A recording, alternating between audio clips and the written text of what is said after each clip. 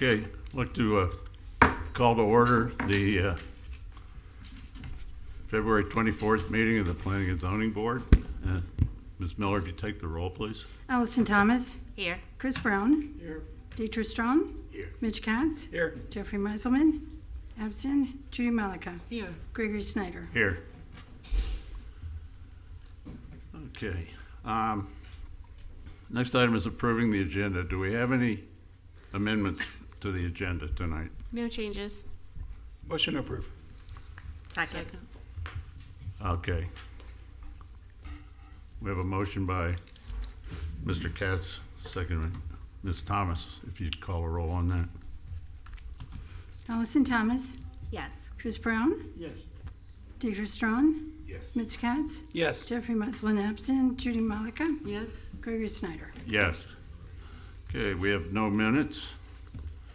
At this point, I'd like to swear in anyone in the audience who is planning on speaking tonight. Please stand. Please raise your right hand. By the authority vested in me, the notary of the state of Florida, do you swear or affirm the testimony you're about to give is the truth, the whole truth, and nothing but the truth? Thank you.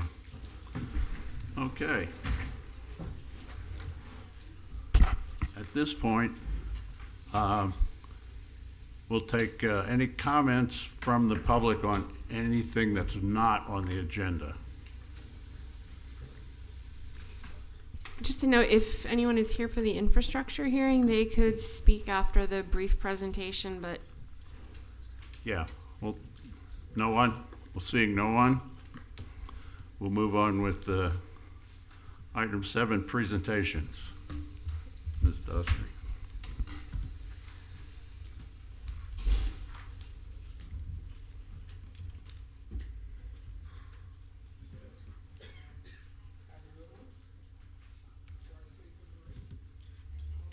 okay. Good evening. My name is Rebecca Dossery. I'm a planner in Development Services. So this item tonight is opening the infrastructure improvement hearing process, which gives the public over the next 30 to 45 days the opportunity to submit comments on capital projects that they think the city should include in the budget, which is finalized in September. So we are looking for input from members of the public on any projects over $25,000. We sent this out with the agenda. We sent it out to the HOA lists, and we put it on the city website. And we'll continue to do outreach throughout the city's social media channels. And we will be gathering comments through April 21st, 2025. As a quick overview, this capital improvements program is available on the city's website here. You can see there's multiple years. This is the current year, which we're not going to go over, but just as a reference, as folks are looking to provide comments, they can see the kinds of things that the city has included and things that maybe are already on the docket for future years. The city uses these different criteria to determine whether or not a project should be included in the current plan. It's categorized into improvements that are considered critical, mandatory, or desirable improvements. So the critical ones would be the ones that would get addressed first, but we look for all kinds of comments in case it's possible to schedule it in the capital improvements schedule.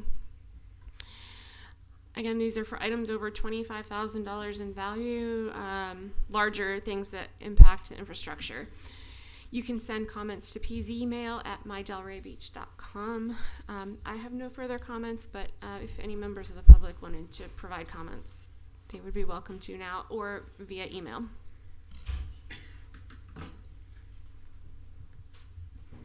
Okay. So this has to do with, Well, if you'd like to speak, please come to the podium and state your name and address. hi. So I live on Northeast 13th Street, and the Your reason, name and address. Rachel McGinn, Thank you. 236 Northeast 13th Street. Thank you. The reason I'm here is because I'm astounded by the construction that I see happening around me and the lack of infrastructure. So I've been talking to the city for about, I guess, 3 to 5 years about the flooding issue on my street.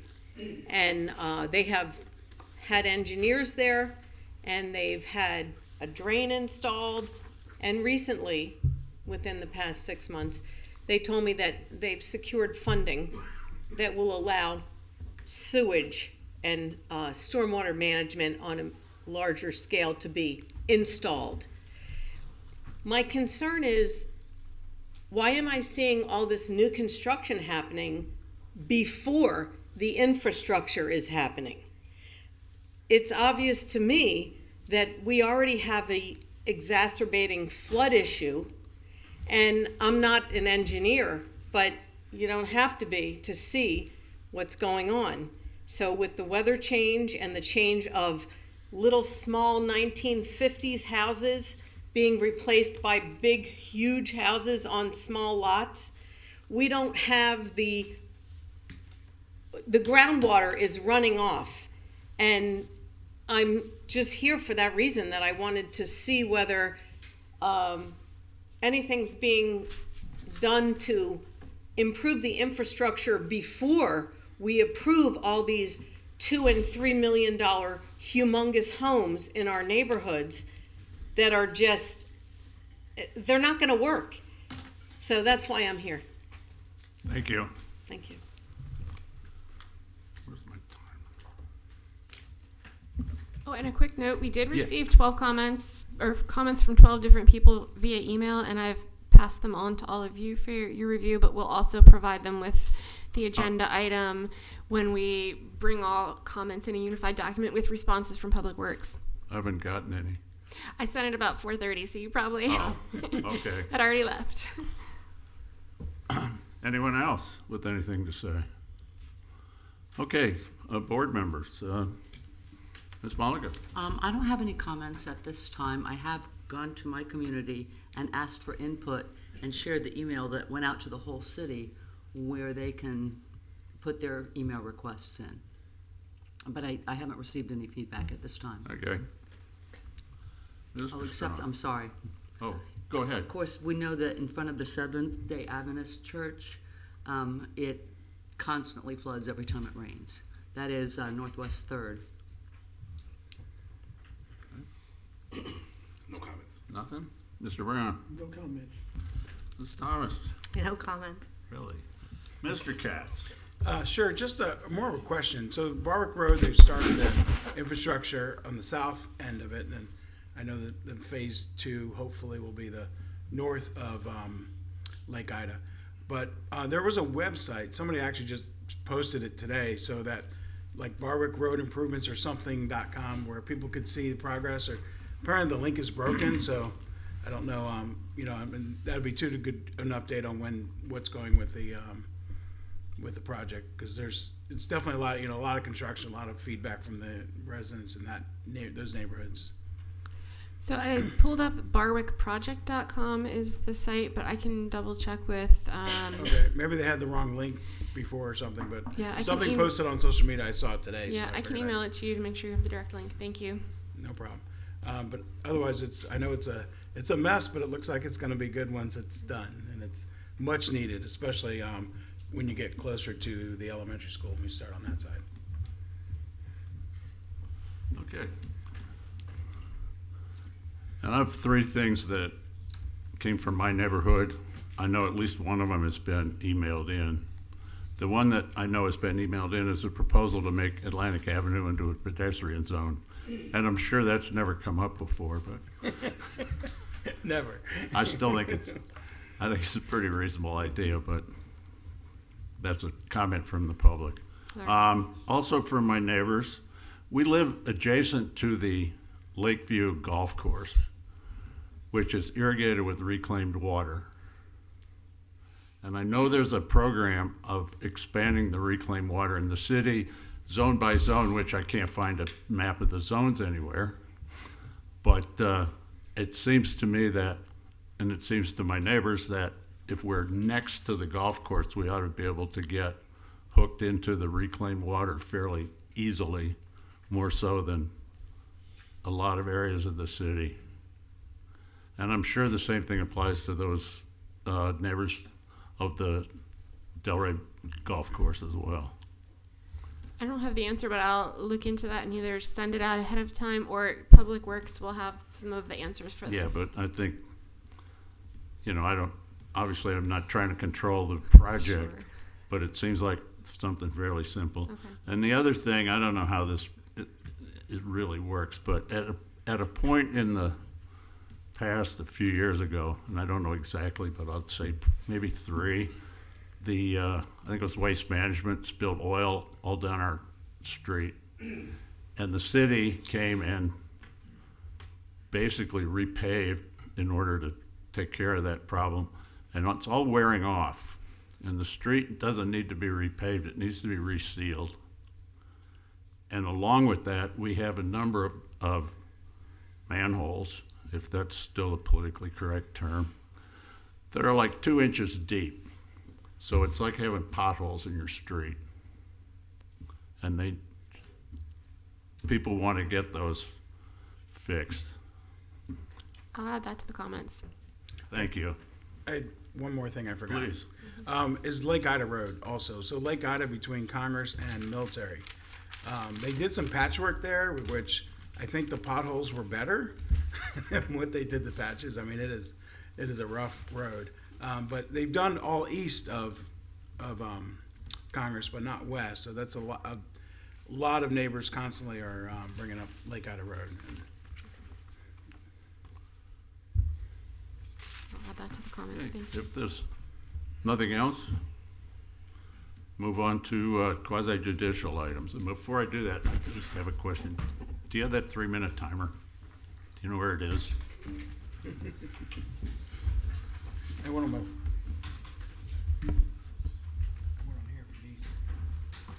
There is one.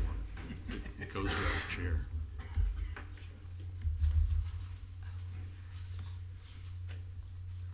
If I can work. Thank you.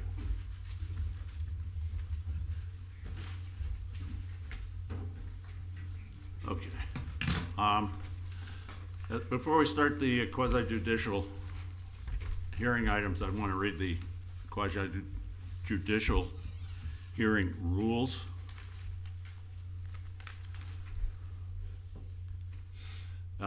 This hearing will be conducted in accordance with the City of Delray Beach quasi judicial rules.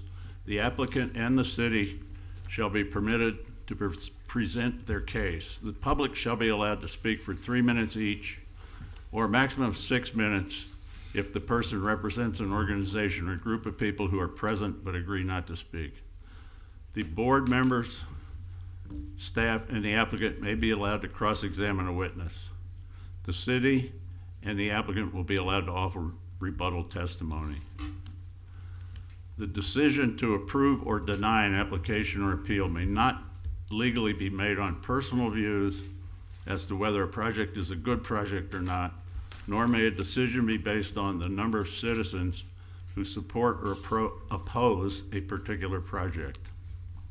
The law requires that all decisions must be made on the basis of whether the project meets the requirements of law, the comprehensive plan, and the land development regulations.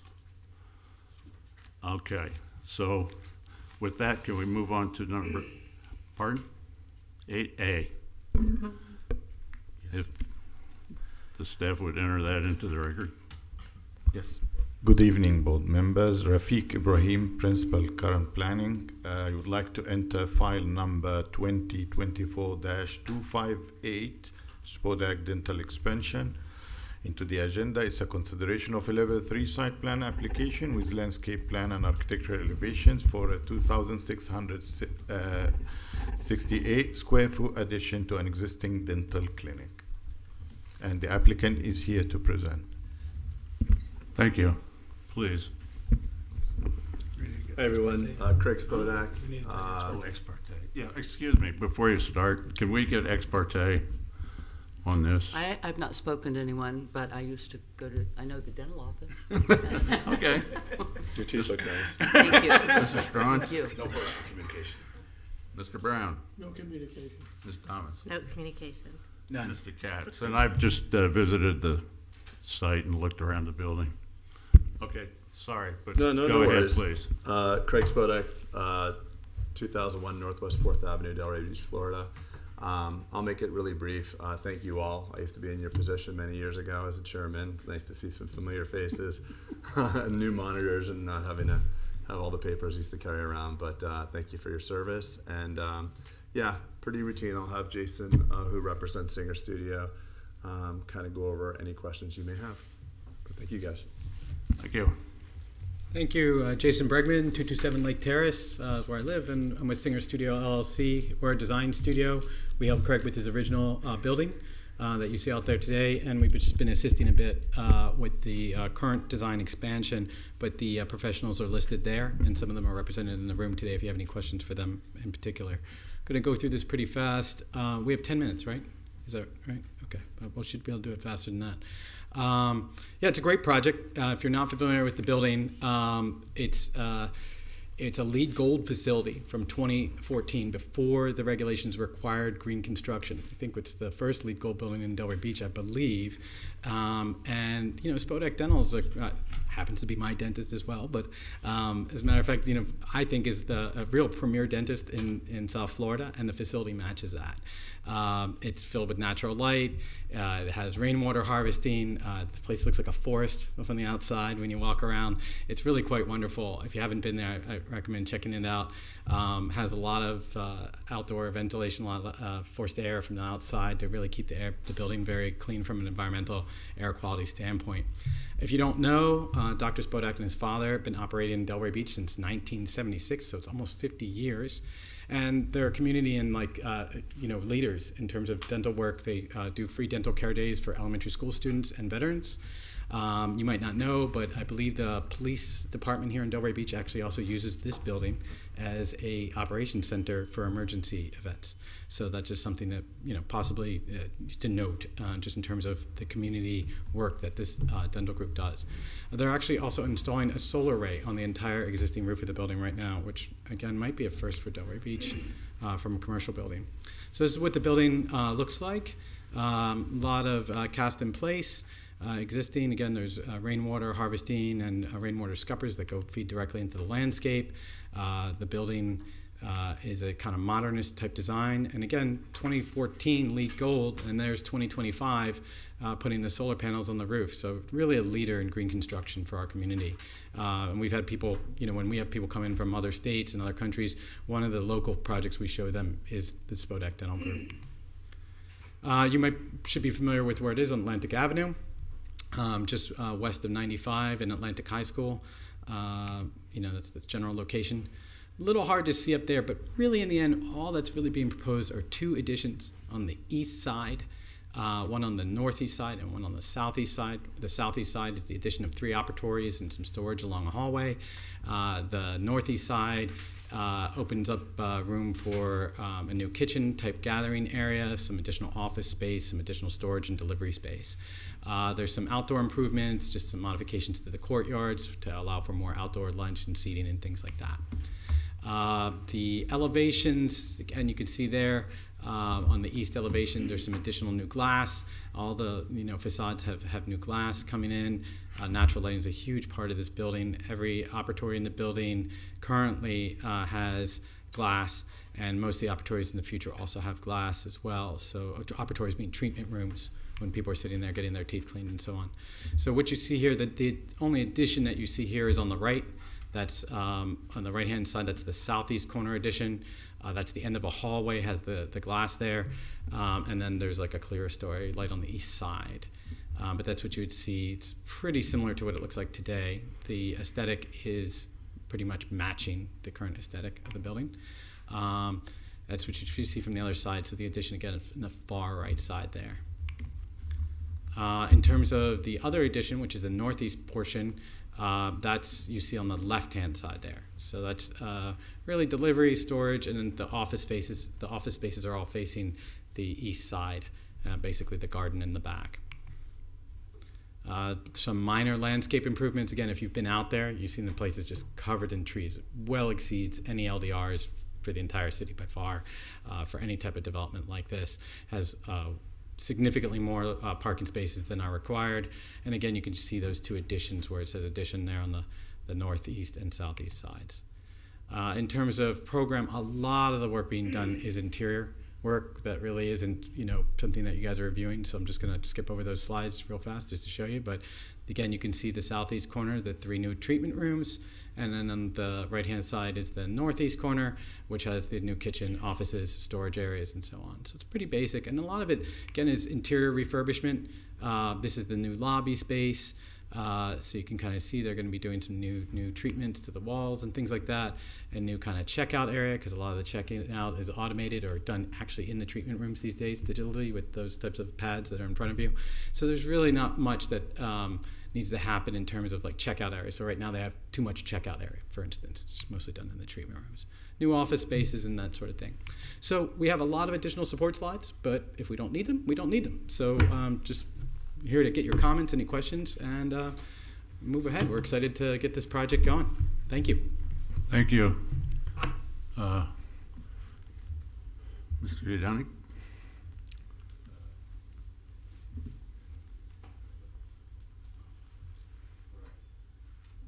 Good evening again, board members. This is Rafiq Ibrahim, Principal Current Planning, and I would like again to remind you with file number 2024-25A. I'll try not to repeat a lot, so I'll go through the presentation quickly. It's Spodak Dental Expansion. It's a level 3 site plan application. The site is located on the West Atlantic Avenue, west of I-95.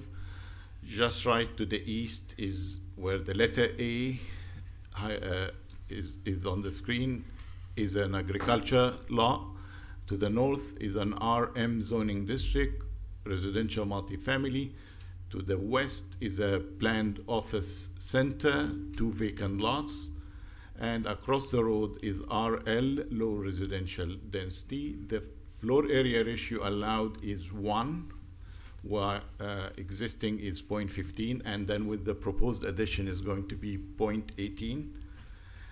The rendering on the screen shows the additions in red circles, and it's the request in front of the board today is a level 3 site plan application with landscape plan and architectural elevations for an addition of 2,668 square feet to an existing building, approximately 13,000 square feet of medical office building, with a determination of adequacy request for a loading zone. This is the existing site plan, and the proposed site plan shows red clouds highlighting the areas that are added all the way to the bottom, and the left-hand side of the screen is 3 treatment rooms abutting West Atlantic Avenue, and then the larger addition to the rear is actually for employee and amenities. The 2 areas clouded to the north are not actually building square feet. Those are reconfiguration of the site for the parking areas and drop areas, and then and the north arrow is pointing to the right hand side, so just we reoriented the site plan for better illustration. Enlargement of the rear area, and this is an enlargement of the 3 treatment rooms to abutting West Atlantic, and those are the 2 areas reconfiguration of parking, parallel parking. Key points in the plan. Staff report has thorough analysis, and in general it meets the setback and it meets land development regulations, except for the adequacy determination of zoning load requirement. There is a parking surplus where 76 parking is required and more than 90 parking are provided. The area expansion is thoroughly configured to maintain site functionality. No loading zone is provided. Originally, the site plan was approved with a loading zone. So this site, the code requires 1 loading berth for this type of development based on the size.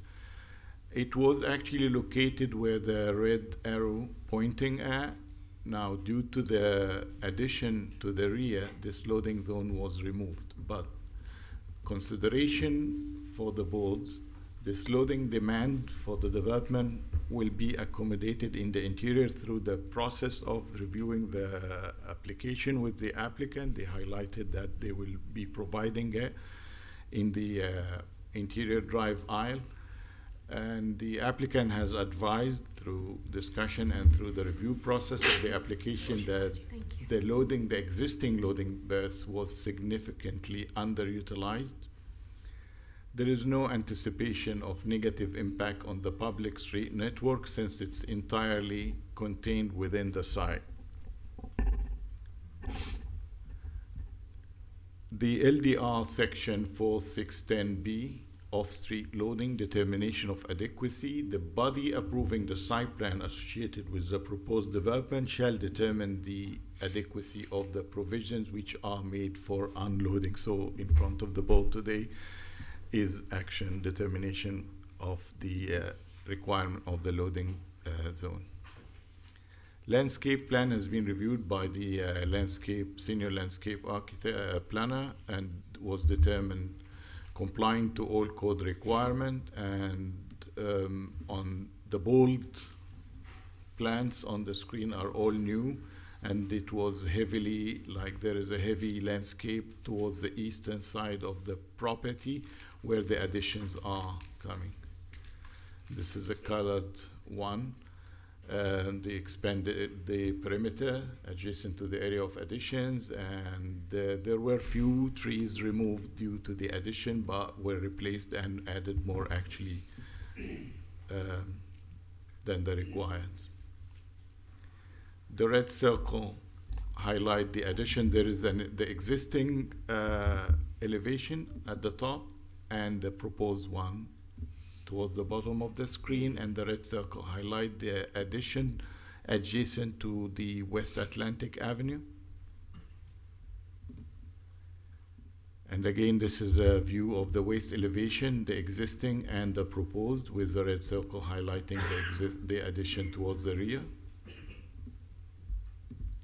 And this is the rendering showing the addition from the Atlantic Avenue. The site plan, part of the site plan action is reviewing the criteria of section 4618, architectural elevations and athletics. So the board criteria are whether or not the architectural elevations are in conformity with good taste and good design, and of quality that does not depreciate the local environment or evolving environment around the building, and in harmony with the proposed development and in general the comprehensive plan goals. The site plan is a level 3 site plan application because it exceeds the built up area, the gross floor area exceeds 15,000 square feet, which makes it a level 3 site plan, and it's subject to LDR section 2410 A3B and the findings of section 311 requirement A, B, C, and D, where A is the land use map, which is consistent, that land use is a transition, and the zoning district is POD, which are consistent. It meets the concurrency requirement. And C is a consistency with the comprehensive plan and specifically objectives of the neighborhood district and corridor. 1.3 and the policy of the same element, 1.1.2, which of the mix of uses and the transitional and the establishment of commercial uses. D is a compliance with LDR, the addition, and as well as the overall development comply with all land development regulations except for the adequacy of the loading zone that is required, which is determination of adequacy.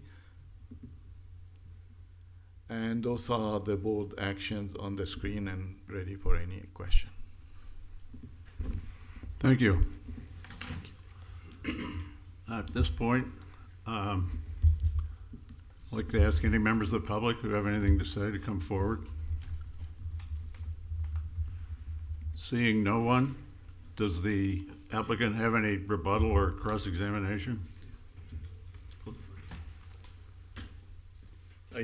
Just quickly.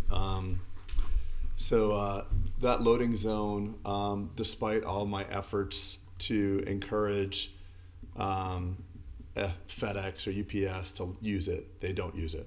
I cannot. I say we have this for you. They won't do it. They just park in front of the building. They drop their stuff off, and for 12 years, I've just parked my car there because nothing else was being used with it. So I can't get these private companies to park in a loading zone when they can just pull up to the building and unload their boxes that we get from Amazon or whatever. So that's all I And you want to just say. may I ask you? Yes. So when you're talking about loading, we're talking about what you said, Amazon boxes and Yeah, stuff FedEx that kind of things. You're not talking about huge truckload type Yeah, items. good question. So no, stuff that's sent through the United States Postal UPS or FedEx. I mean, stuff that they hand to my front desk.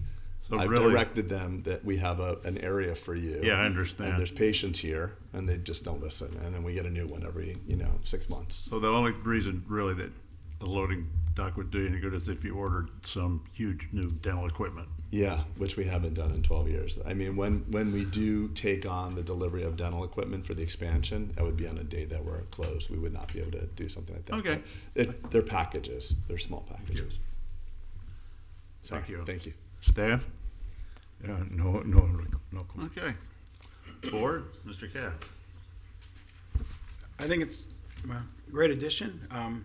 Wish some of his neighbors that with the tumbleweeds would take his lead on doing some nice projects in that area, because it's shocking that the neighbors haven't picked up on the success he's having there and built something great. So I think it's a great addition, and it's a good member of the community. Thank you. Ms. Monica? Well, I think the original building is fabulous, even though I helped pay for it. And I think the addition's going to be beautiful too. I'm not concerned with the loading zone, especially I think the only delivery with, I think your loading demand statement mentioned nitrous tanks, which will have a side delivery, and the rest of the stuff is the Amazon UPS. So I think it's a fabulous addition. Thank you. Mr. Strong? Just a question for staff. I noticed on both on the bottom paragraph of page 2, the top paragraph of page 3, and it may just be a wording issue, so just help me out here. You all indicate that generally the project remains in compliance with the applicable development regulations. That word generally concerns me. Is there a reason for that? Yeah, the reason is the loading zone. It's not complying with that, so we cannot say that it is in compliance with LDR, Okay. since staff cannot make a determination on this item. And then on the first paragraph on page 3, same thing. Proposed site plan generally meets the applicable requirements. That It's the same because of thing, loading? yes. Okay, no, I'm fine. Great, thank you. Yes, somebody has to Yeah, say. a lawyer's Mr. going to catch Brown. on that word generally. I think it's a very good project, and I'm in favor of it. Thank you very much. Ms. Thomas? I really appreciate the thoughtfulness and the build and the design and what they did for the area. And also, it's very surprising to hear parking surplus, so I appreciate that as well. Okay. Yeah, I agree with all of that. My only concern was about the loading, and I think that's adequately addressed. And I particularly agree what Ms. Thomas said about what a nice building it is and how it'll be Really is. just even better. And appreciate having extra parking. Yeah, I wish that were true some other places. So can we have a motion, please? Sure, move approval of level 3 site plan application request for Spodak Dental expansion, including a landscape plan and architectural elevations to construct a 2,668 square foot addition at the subject property addressed as 3911 West Atlantic Avenue, finding that the request is consistent with the land development regulation and the comprehensive plan. Second. We have a motion by Trying to keep it going. Ms. Malika, second by Mr. Katz. Could you call a roll, please? Allison Thomas? Yes. Chris Brown? Yes. Deidre Strong? Yes. Mitch Katz? Yes. Jeffrey Musselman is absent. Judy Malika. Yes. Gregory Snyder. Yes. That pass, motion passed. Thank you very much. Thank you. Move on to item 8B.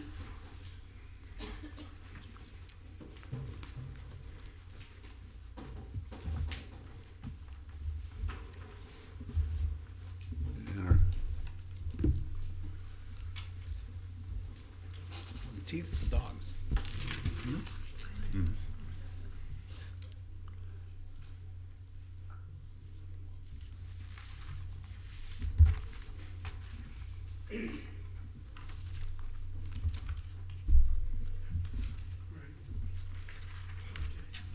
Pardon? Oh, that's right. Yeah, let's get ex parte on this. I drove by the site. Okay? Same, drove by the site. I spoke with Bonnie Miskell and Ms. Buckman. Thank you. I received an email. I hope she feels better. But other than that, I live by it. So I'm Okay.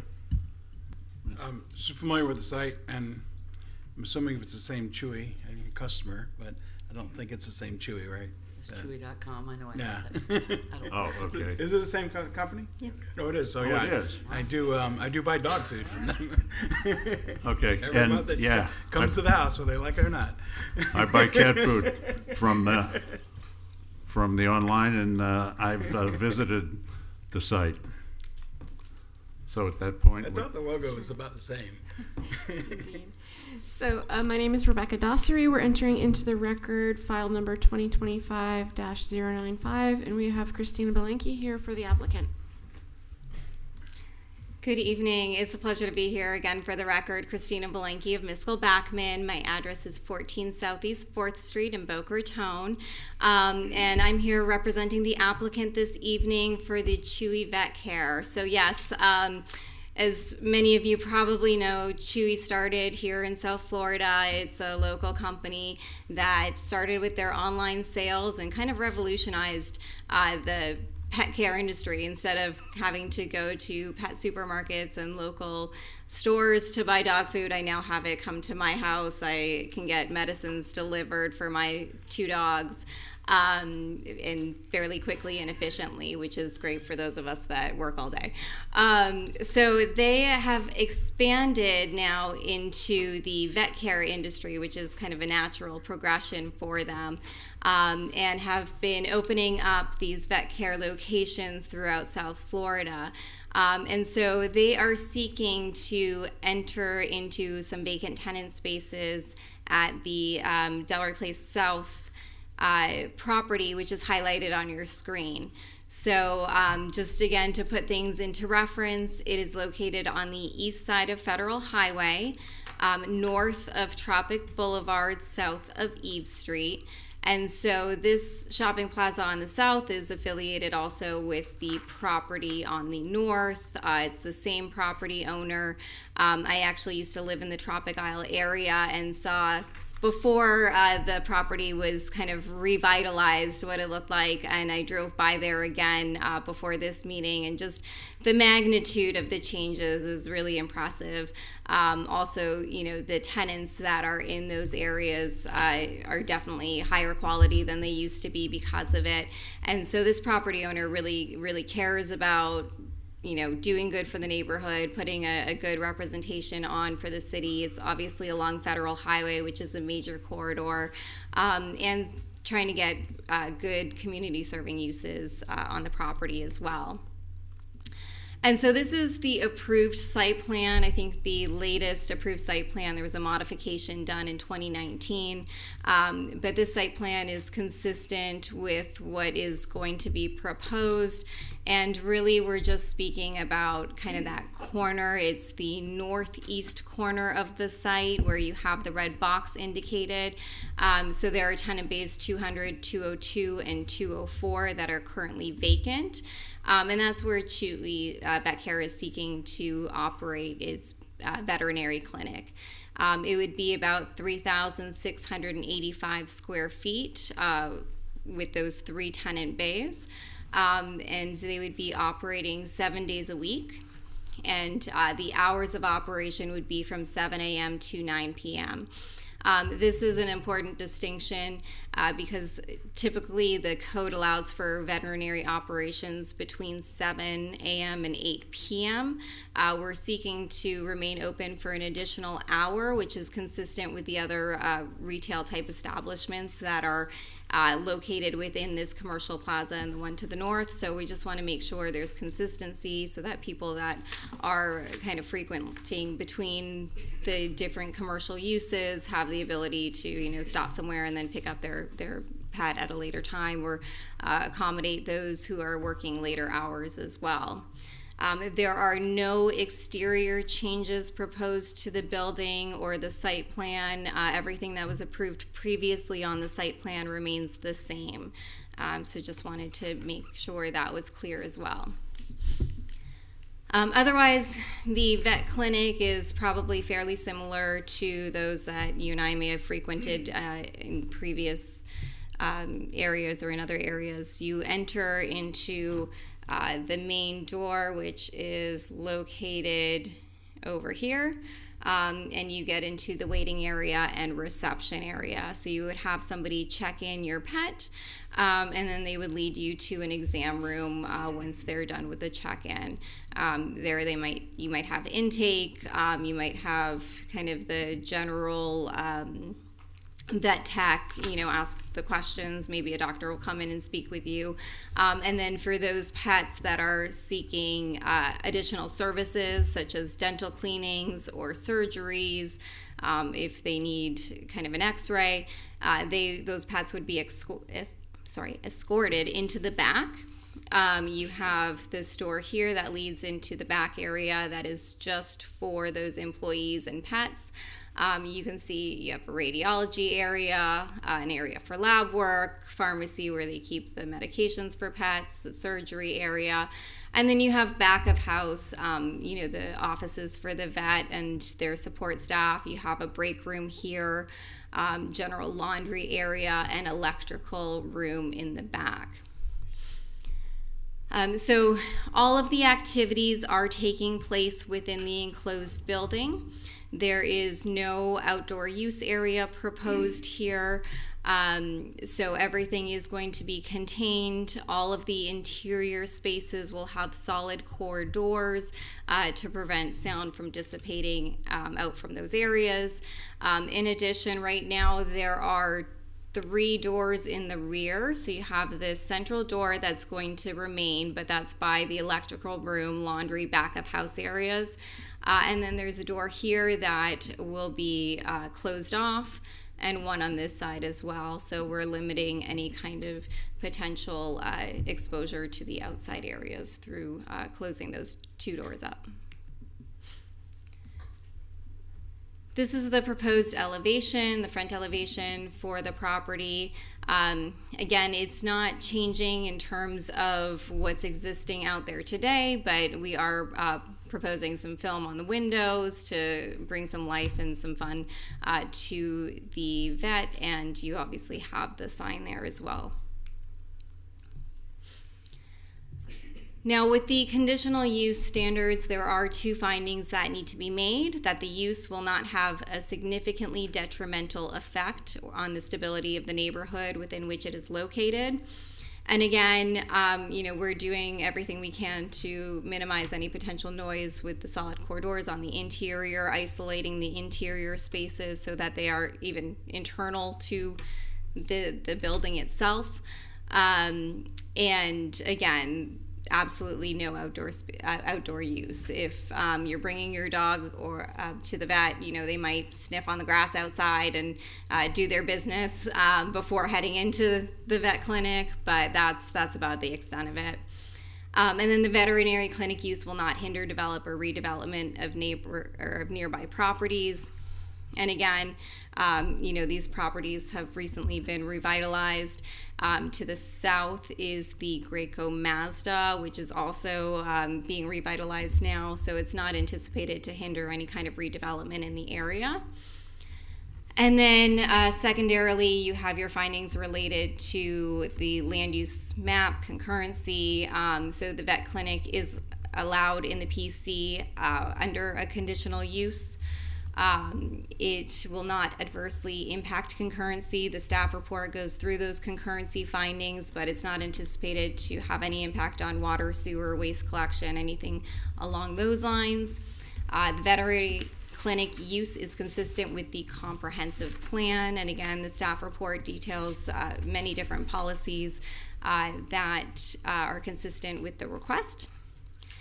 And the veterinary clinic use is compliant with the provisions of the land development regulations as they relate to the requirements for domestic animal services. Again, Appendix A in your staff report details that. A lot of the criteria relate to outdoor uses and ensuring, minimized impact from such uses, but again, that's not being proposed here.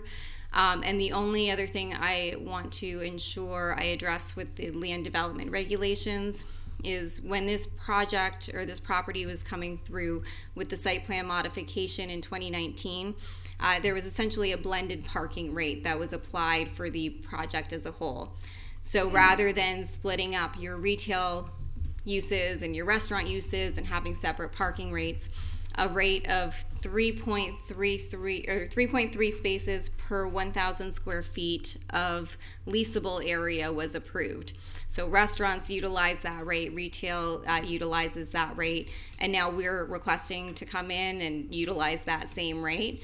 Restaurants actually are more intense parking use. I think the traffic report indicated this type of use would generate about 17 trips a day, so it's not a highly parking intensive use by any means. And so we are seeking to apply that same rate here. And then one other thing I wanted to point out, I'm sure you are all aware because it's on your agenda tonight, but staff is actually proposing an amendment to the land development regulations to establish veterinary clinics as a principal use as opposed to a conditional use. So that's something that is currently in the works. If it goes through in 2 months, this type of use would not need to go through this conditional use process that the applicant is currently going through now. And we're hopeful that that passes, but again, that's a city initiative to allow such uses as a permitted use. And with that, we're happy to answer any questions. We do have our team, a representative from Chewy, the architect, and the property owner, should you have any questions for them this evening.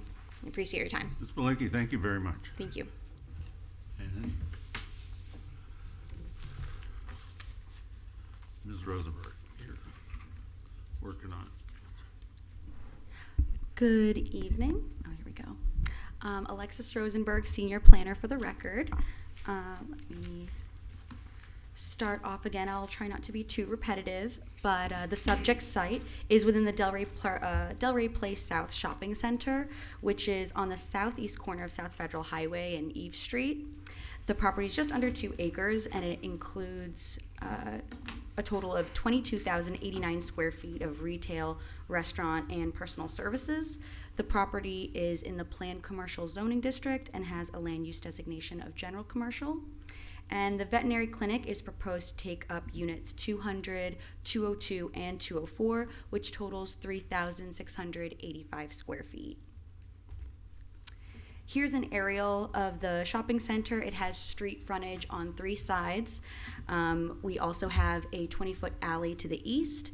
As Ms. Malinky stated, there is a shopping center to the north.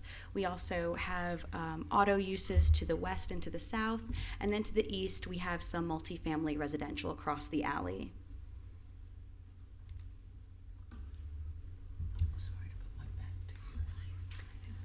So the request tonight is for a conditional use to approve the veterinary clinic. In addition, the applicant is requesting to extend the business hours to 9 p.m. and also apply the 3.3 per 1,000 square foot parking ratio. Here is a view of the proposed floor plan. As stated, there's going to be no increase in floor area. It'll be an internal build-out. Services will include routine and urgent care to the pets. There's going to be no designation or designated outdoor use, and no overnight boarding is provided except as needed to treat patients. Going into the analysis for conditional use, so the land development regulations state that findings have to be made ensuring that the conditional use won't have a significant detrimental effect on the stability of the neighborhood and also won't hinder development or redevelopment of nearby properties. So LDR section 3.1.1 lists the required findings to approve all development applications. So as it relates to the land use map, planned commercial, which is the zoning district, is a preferred district of the general commercial land use designation, and currently veterinary clinics are permitted in that district subject to the approval of a conditional use. But also, as noted, there is a city-initiated ordinance 1125, which is on tonight's agenda, and it's proposing to allow veterinary clinics by right in 5 zoning districts as opposed to a conditional use process, and that would also include the district that this subject property is located in. The proposal meets the concurrency standards of the Always Delray Comprehensive Plan. There's going to be no changes to water, sewer, or drainage services, and sufficient capacity is provided for solid waste. Based on the traffic analysis, the traffic statement says that the veterinary use is anticipated to generate approximately 17 daily trips, which is substantially less daily trips than another use that's permitted by right at this location, such as a restaurant, which can generate up to 395 daily trips. And going further into consistency with the comprehensive plan, the establishment of the vet clinic will provide a needed service to residents. Also, it would help the economic vitality of the plaza, and it will add to the mix of commercial uses along South Federal Highway and promote job creation in the area. As for compliance with the land development regulations, the veterinary clinic complies with the LDRs aside from the request to extend the business hours to 9 p.m. and to apply the previously approved parking rate of 3.3 spaces per 1,000 square feet. So regarding the hours of operation, the code limits domestic animal services between the hours of 7 a.m. and 8 p.m. However, the applicant is requesting to extend the hours to 9 p.m. in order to be more consistent with the hours of operation of other tenants in the plaza. So the board can consider whether the extended hours will pose any negative impacts on the surrounding neighborhood. And as for parking, the code currently requires vet clinics to provide a minimum of 4.5 spaces per 1,000 square feet. The code also has a separate requirement for shopping centers and requires a minimum of 4 spaces per 1,000 square feet for shopping centers, since there's typically a group of different uses. However, in 2019, the Site Plan Review and Appearance Board did approve a Class 3 site plan modification, which included a parking reduction to 3.3 parking spaces per 1,000 square feet of leasable space.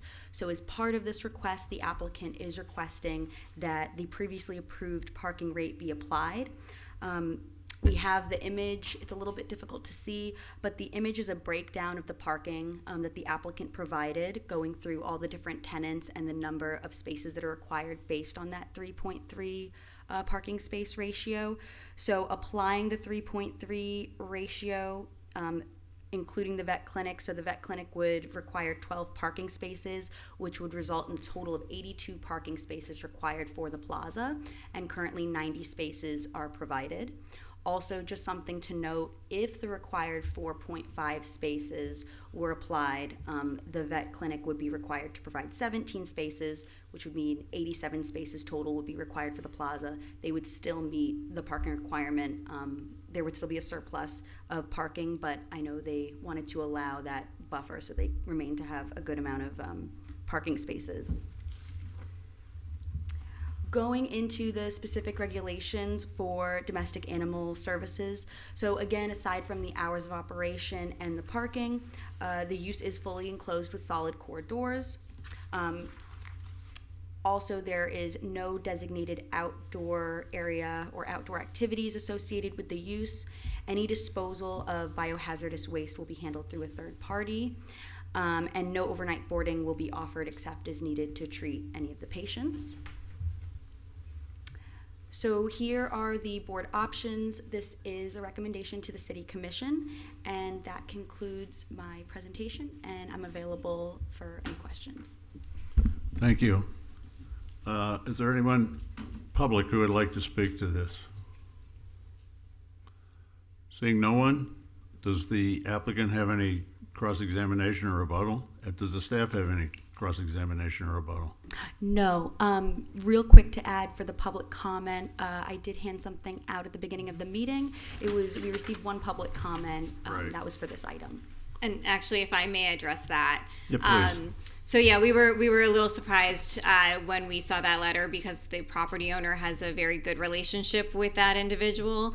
He subsequently reached out and had a conversation, provided the details related to the project, made sure she was fully understanding of the proposal, and she acknowledged to us that she was comfortable and would not be opposing the project moving forward.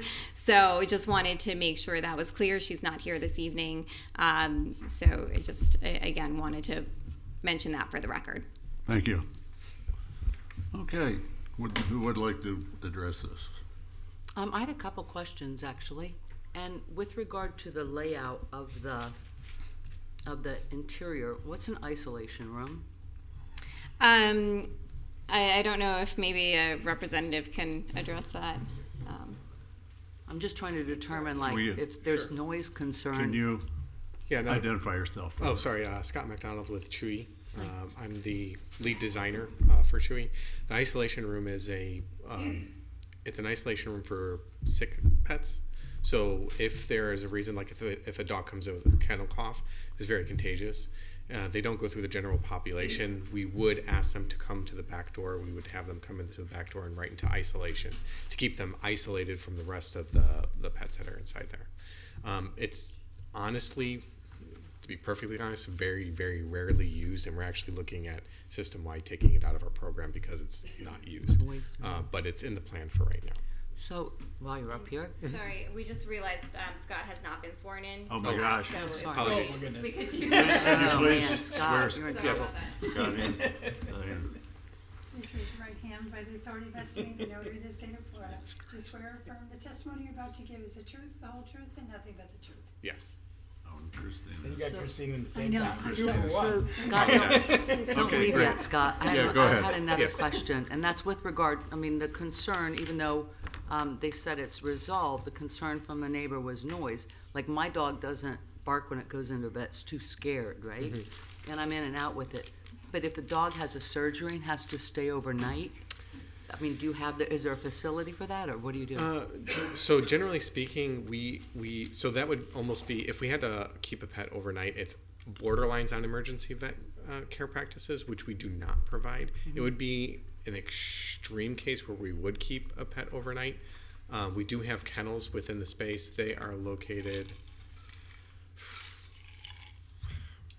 I don't see them on the plan, but they're located directly outside of radiology is where they would be in that corner. I think there's a space where some fixtures are left off, so just below radiology you see that vacant corner.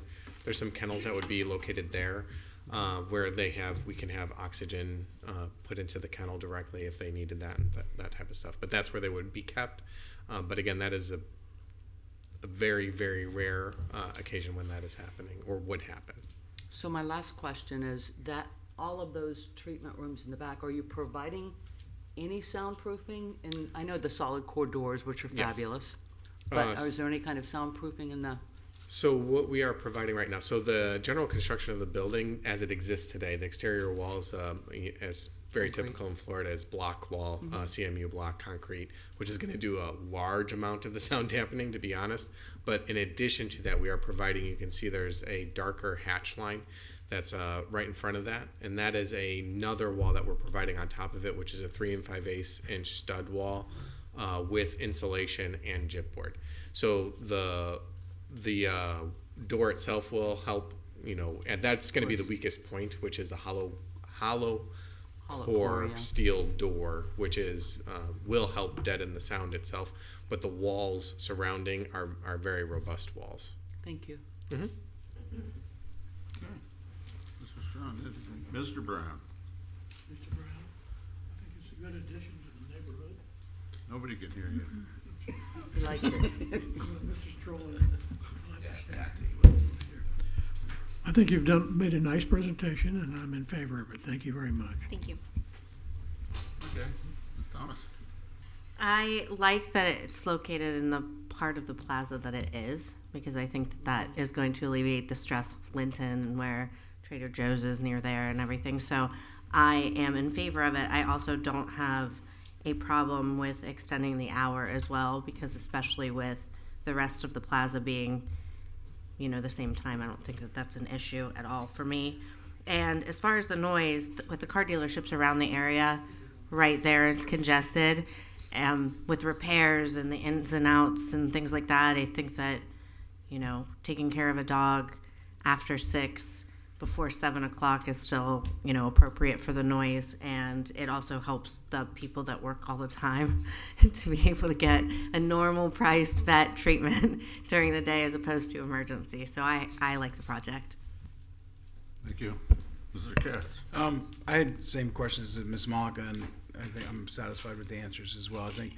I think she was around to see when we had that daycare, pet care overnight on Federal Highway that just turned into a nightmare. So I think that's that, you know, anything overnight is scary because of resident concern. So otherwise, I think it's a great addition. And, you know, this is, I mean, I've only been on the board a few months. This is our second pet care service. Mm-hmm. Obviously, pets in Delray is a big... Yeah, apparently. Okay, I have a couple of quibbles. What I have a question first. Scott said you don't do emergency. Or you do emergency during normal hours? No, so we would do urgent care, which would be like if your pet was sick, you can bring it in, which would be urgent care. Okay. Emergency, which would be after hours emergency, if something was life threatening right now. We don't do any of that. Send them to Boynton. Yeah, we have a referral program, so we partner with emergency vets. Okay. And if something like that were to happen, and they would go to our front door and there'd be a number for them to call. I understand how that works. Yeah. Thank you. The hours don't bother me. In terms of the parking, I think the asking for 3.3 is almost pointless because there's excess parking and there's still going to be excess parking if you go at 4.5. So what's the point?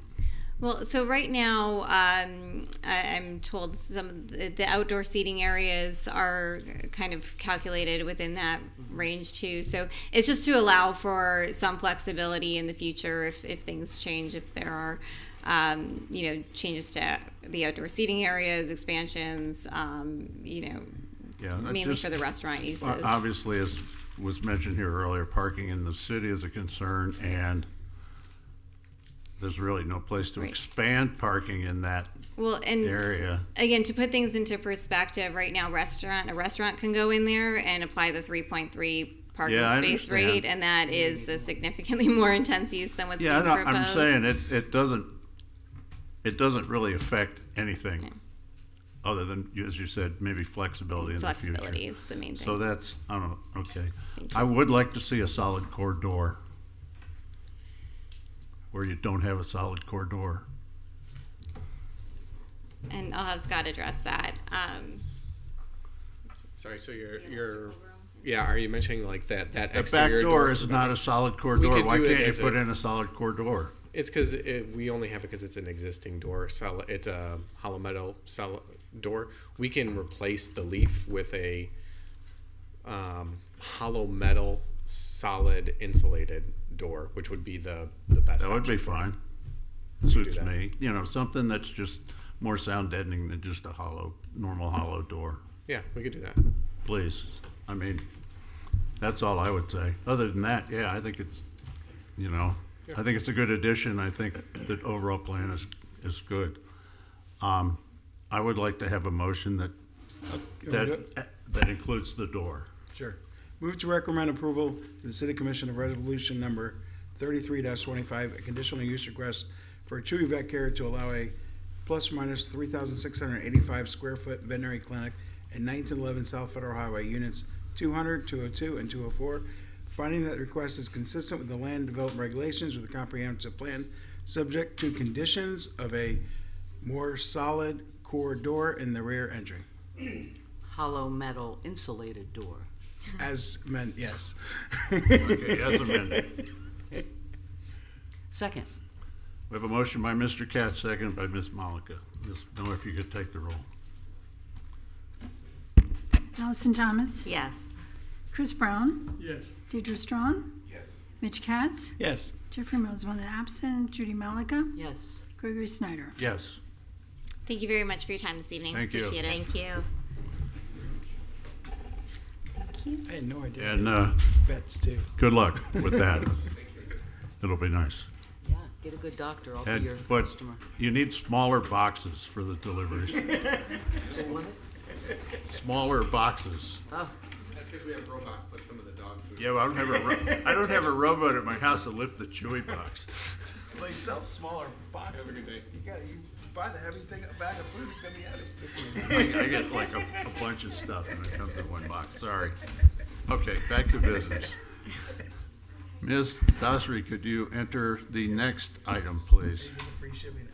Absolutely.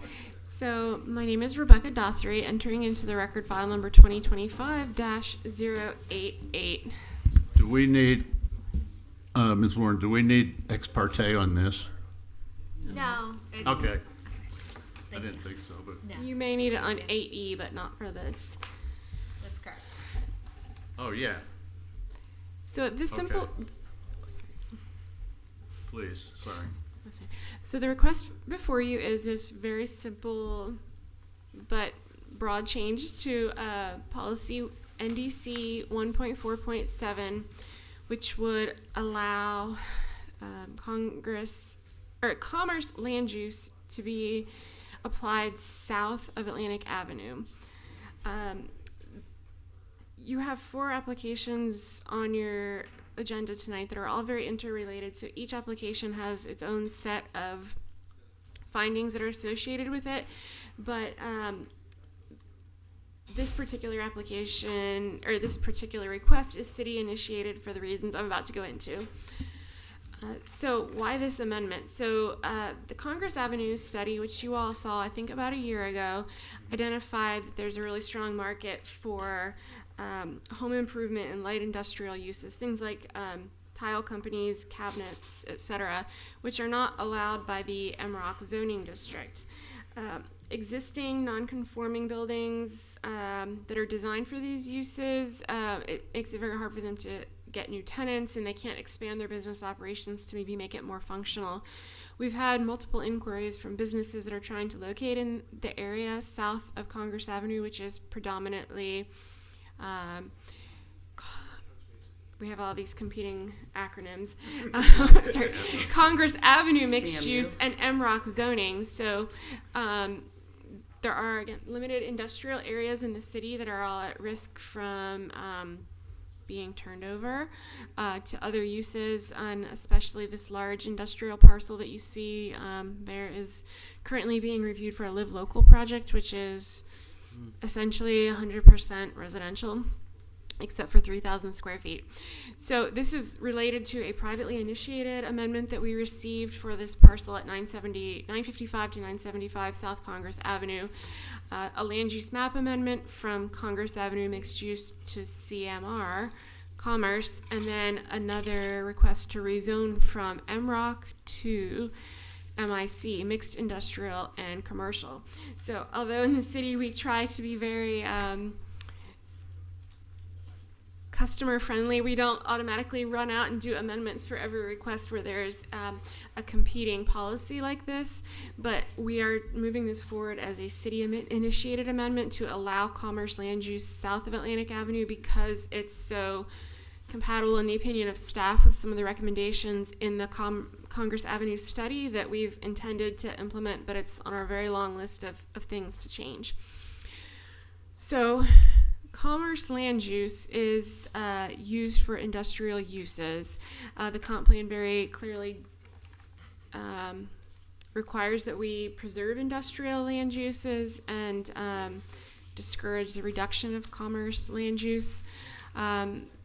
It's supposed to accommodate a mix of industrial, service, and commercial uses. It does have limited residential in the I-95 CSX corridor overlay at 24 dwelling units per acre.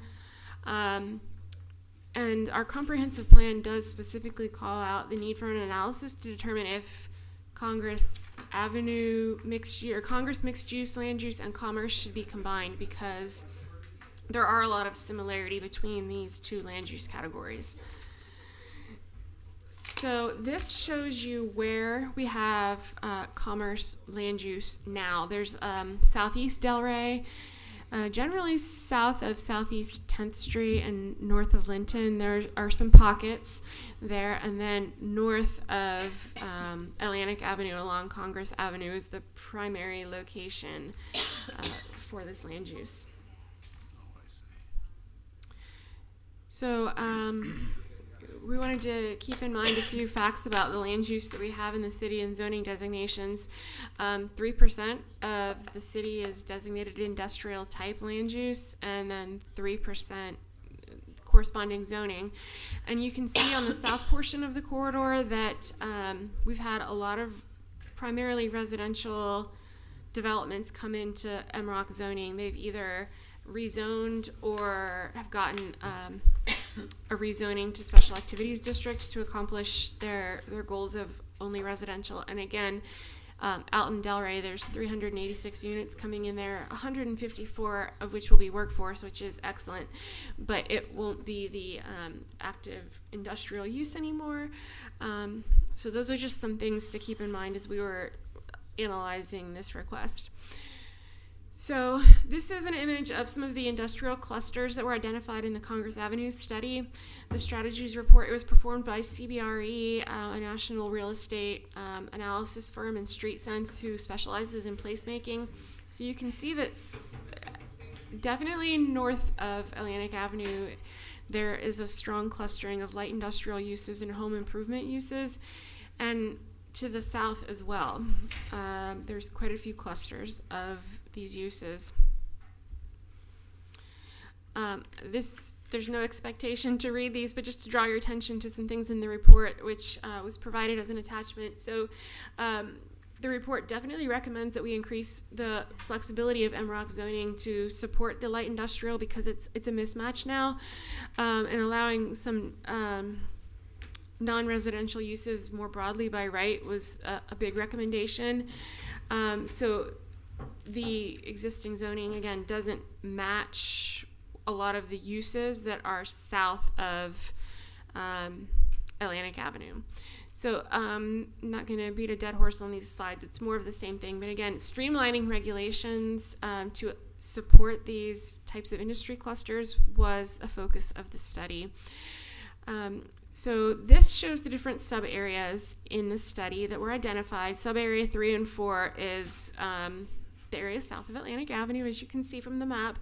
So, and it again points out the MROC zoning, which predominates that part of the Congress Avenue corridor, doesn't support light industrial type uses, and there's a limitation within MROC zoning, which is one of the predominant zoning designations that limits the percentage of retail. So in a lot of these types of businesses in these industry clusters, they have a portion that's a showroom and a portion that's a warehouse, and that limitation has been providing a lot of issues for folks wanting to locate, or businesses wanting to locate in that corridor.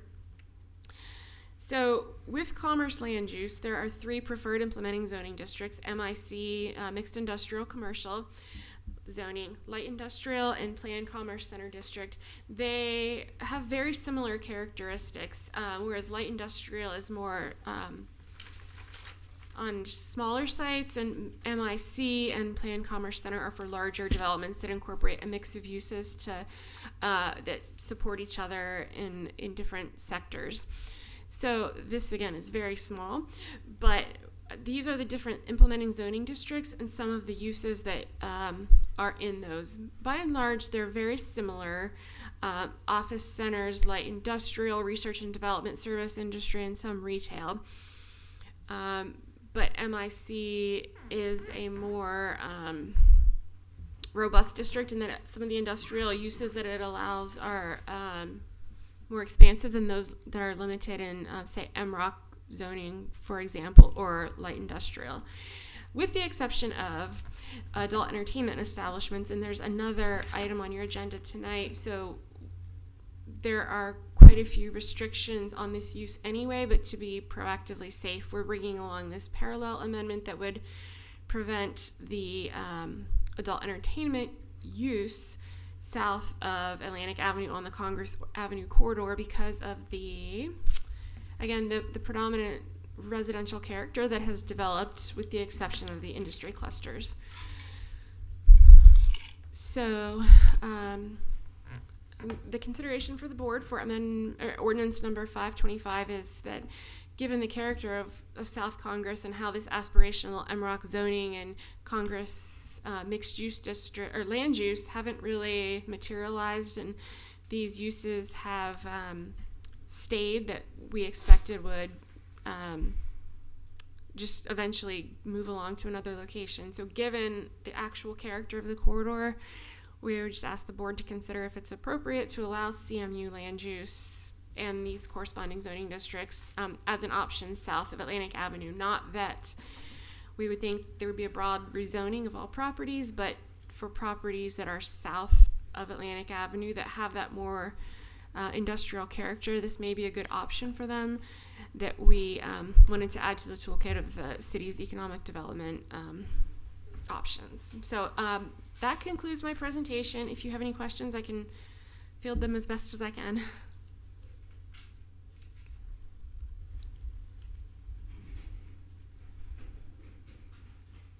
Okay. Anyone want to start? Oh, public comment. Ms. Morrison's here, so. Good evening. Good evening. How y'all doing? I'm still Christina Morrison, and I still live at 1000 Lowry Street in beautiful downtown Delray Beach. You're going to time me, right? I knew it. So my history with this goes back to 2016 when we first did the first Congress Avenue study. There were 37 of us, property owners, managers, asset managers, and things like that, all got together. A lot of city leaders also to advise the city on what should be done with Congress Avenue. What happened in, I believe it was 2007, when Jeff Pearlman was mayor, the city was trying to attract Office Depot to build their national headquarters along Congress Avenue in Delray Beach. And in order to do that, they placed an overlay of all properties that used to be light industrial and mixed zoning, and did an overlay of MROC to allow the office use along that section. Office Depot decided to go to BOCO, and that went away. And ever since then, to place a company in these buildings to suit an MROC zoning has been difficult at best. The buildings are designed to be light industrial, which means they have limited parking. They've got configurations suitable to limit industrial, which means a lot of warehouse space, a lot of open space, overhead doors, loading and unloading areas, which are not suitable to an office use, but are perfectly suitable to a light industrial and mixed zoning use. So it's been a battle since then to place companies. And many of you know I represent a lot of companies. I brought 25 companies so far to this city, and we have more waiting to come in if we could get the proper zoning along the street. The current configurations of the MROC are not suitable to office, but they are suitable to the light industrial uses. The parking does not meet, I said that already, never mind. Anyway, this is really needed. If we can't do a complete rezoning of the east side of Congress Avenue from Lake Ida to the border of Boca, then this would be the next most suitable thing to do to allow us to bring the companies in that need to be here. To have a city that's mostly residential in a tax as your tax base is very detrimental to the residents. It's very expensive to live here. The taxes are sky high because we have very limited light industrial uses. This would help to correct that situation. Please approve this. Thank you so much. Thank you.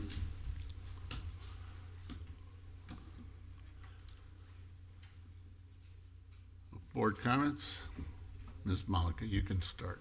I can start? Sure, Oh, why I not? just have one question, and that is that this piece that we're voting on, does that like remove the ability for the Live Local Act to move into these properties? It does not. No, Live Local could be applied to any property within industrial or commercial Got it. use. It's So not it wouldn't, just MROC. Okay, got it. not just MROC. So this would, by approving this amendment, it would only make it possible for item 8E to request it, because at this point the policy against allowing commerce land use south of Atlantic prevents them from moving forward. So that's why this amendment is here, to allow that one to be processed. Thank you. That's my question. Thanks to Ms. Morrison's eloquent presentation. I'll be supporting this document. I don't see an issue with it. I see it as a positive. I agree as well. We lost a lot of light industrial when they built the huge apartment complex on Atlantic and Congress. So at least this is restoring some back to the inventory. It's a good start.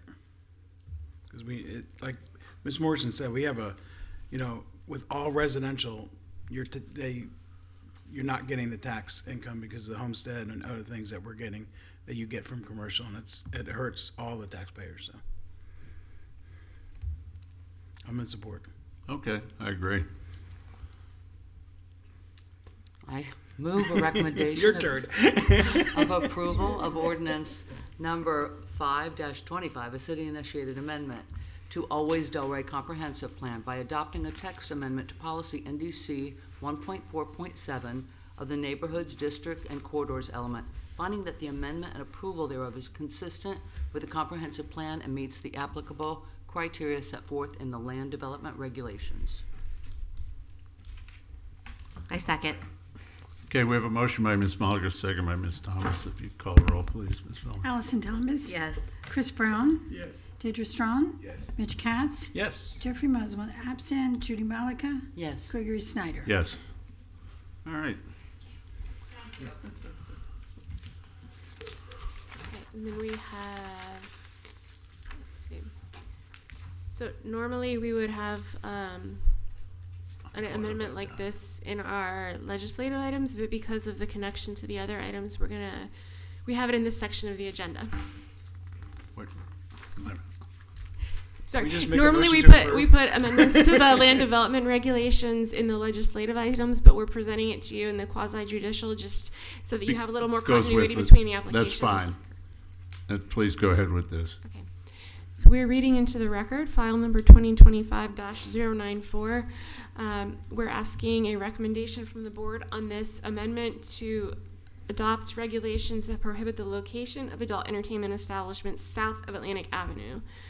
So again, it's related to this amendment that we just discussed, the land use map amendment and rezoning, and the associated comprehensive plan text amendment.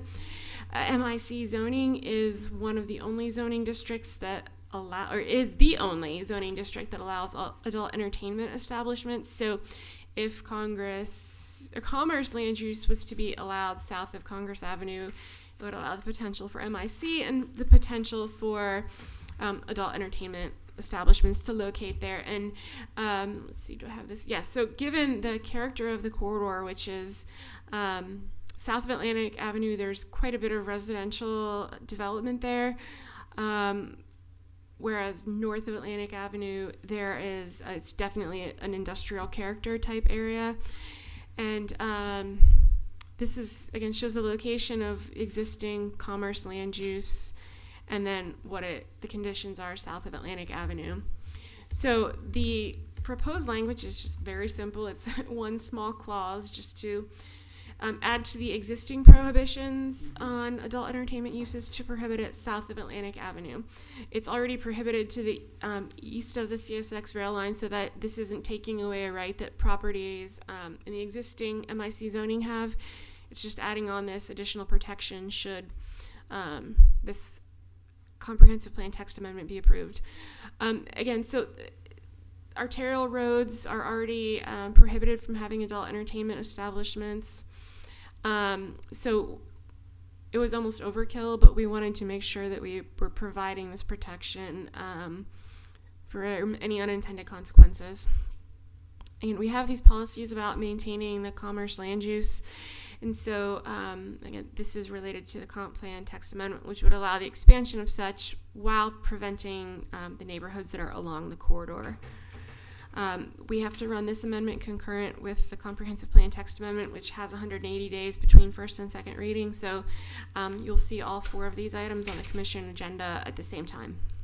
And then if you have any questions, I can answer them. Is there any public comment? Seeing none. Does any board member have a comment? No. Can we have a motion, please? Judy? I'm looking for it. A little slow here. Allison started. Right down. Recommend approval to the City Commission on ordinance number 0625, a city-initiated amendment to section 4.419, mixed industrial commercial MIC district, to adopt regulations prohibiting the location of adult entertainment establishments to the south of Atlantic Avenue by finding that the amendment and approval thereof is consistent with the comprehensive plan and meets the criteria set forth in the land development regulations. Second.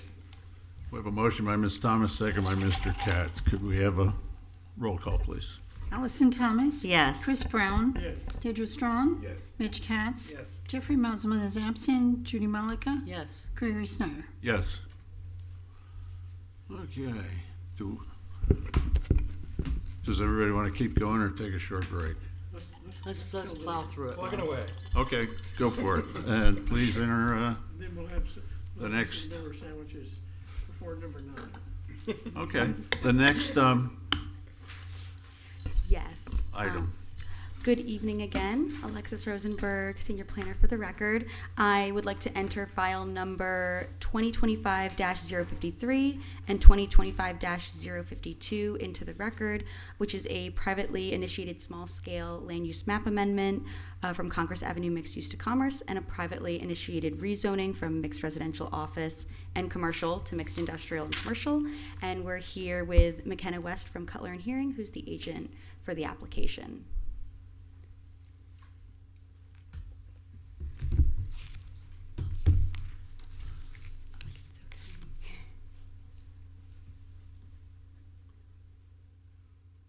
Oh, she's working on that.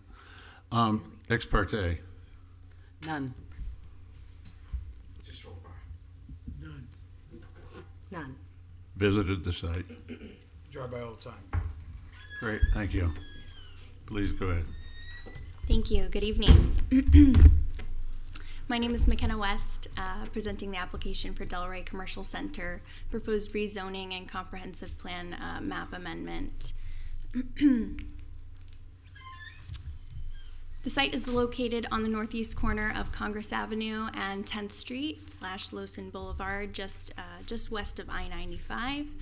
4.27 acres and constructed with approximately 70,000 square feet of commercial warehouse space in 2 buildings at 35,000 square feet each.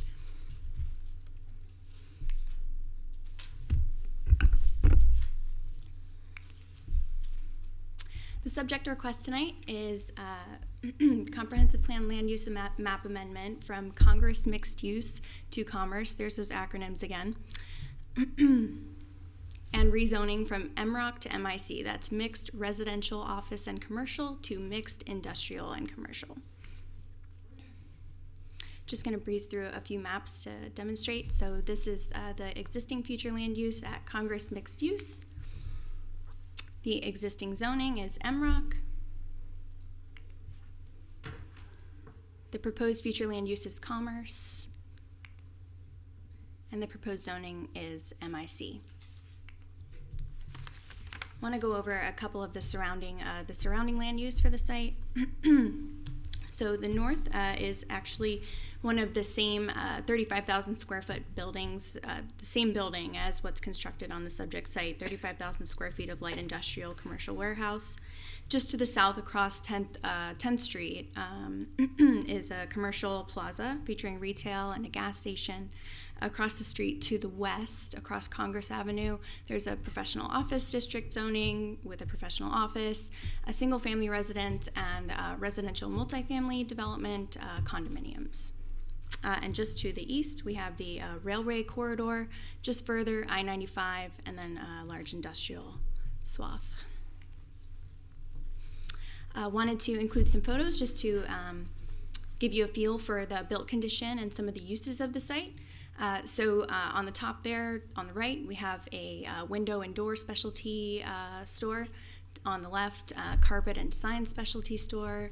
There on the bottom, you can see Purchase Green, which is an artificial grass company specialty store. And then there in the background, you can see the glaring vacant space, which has been the why behind this application. So just a brief history. The site was rezoned by a city-initiated amendment in 2007. The vision behind this was mixed-use, transit-oriented, walkable development for the Congress Mixed-Use Avenue corridor. Because of this amendment, the built condition of the site and the uses at the time, still applies today, became non-conforming. This resulted in major operational challenges over time that weren't realized straight away, but after several years and tenants having gone, relocated, reduced their footprint within the building, property management and ownership started to understand the impact of the MROC zoning on on the site. So some of those challenges include securing new tenants and challenges with obtaining permits for maintenance and minor renovations.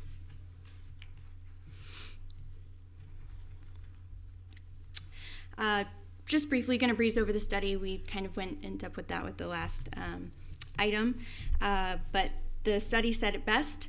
The MROC zone is home to existing light industrial businesses that, due to the zoning, are no longer allowed by right. Instead, they are considered non-conforming uses, which renders them incompatible with uses allowed by the zone and disallows property and business owners from improving their property for these uses, end quote, and securing tenancy.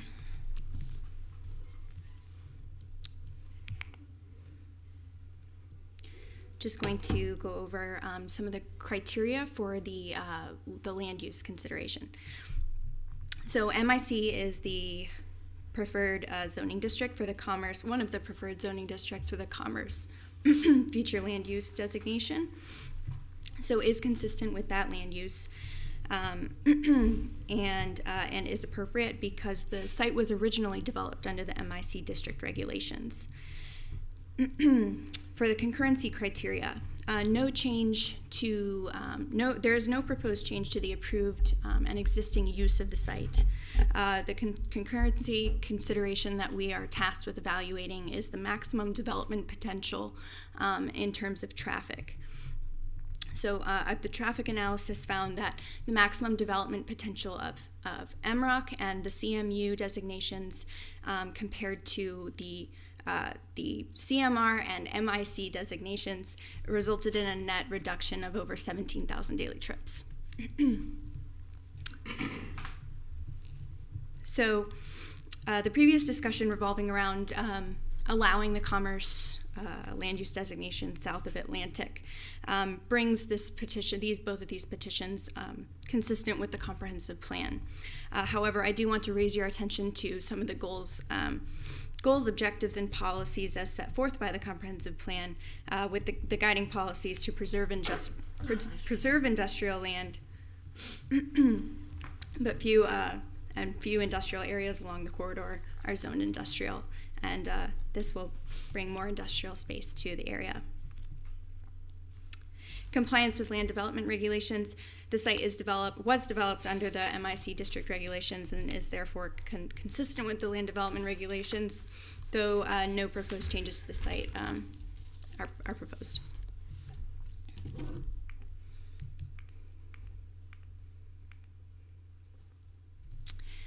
criteria for the rezoning.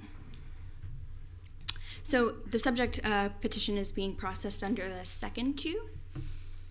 There's been a change in circumstance which makes the current zoning inappropriate. I think we've laid the foundation for that. The requested zoning is of similar intensity as allowed under the land use map, and that is more appropriate for the property based upon circumstances particular to the site and or neighborhood. So yes, the zoning that's being proposed is consistent with the commerce land use designation and is appropriate for the property based on its current use and developed condition. Standards for rezoning. Briefly, Standard C sets forth a goal that strip commercial should not be developed, should be avoided in rezoning petitions.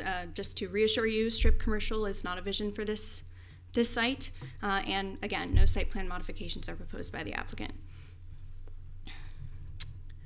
Rezoning of land shall result in allowing land uses deemed compatible with adjacent and nearby land uses both existing and proposed, or that if an incompatibility may occur, that sufficient regulations exist to properly mitigate adverse impacts from the new site. So if the site were to be redeveloped, it would need to be reviewed under the standards of today's code. That includes buffers, setbacks, etc., to protect inconsistencies that may exist. With that, our request meets the applicable regulatory standards for rezoning and land use map amendments, ensures operational viability of the Delray Commercial Center. This petition, both of these petitions provide an immediate solution to the problems that the property owner is facing, of course, but also meets the larger goals of the Always Delray Comprehensive Plan as well.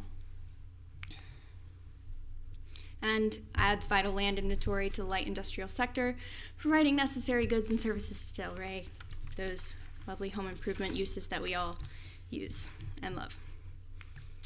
With that, I do have project traffic engineer Adam Kerr here from Kimley Horn if you have any questions regarding traffic, and Donaldson Hearing from Collar and Hearing as well. We're all available to answer questions. Thank you. Thank you. Ms. Rosenberg.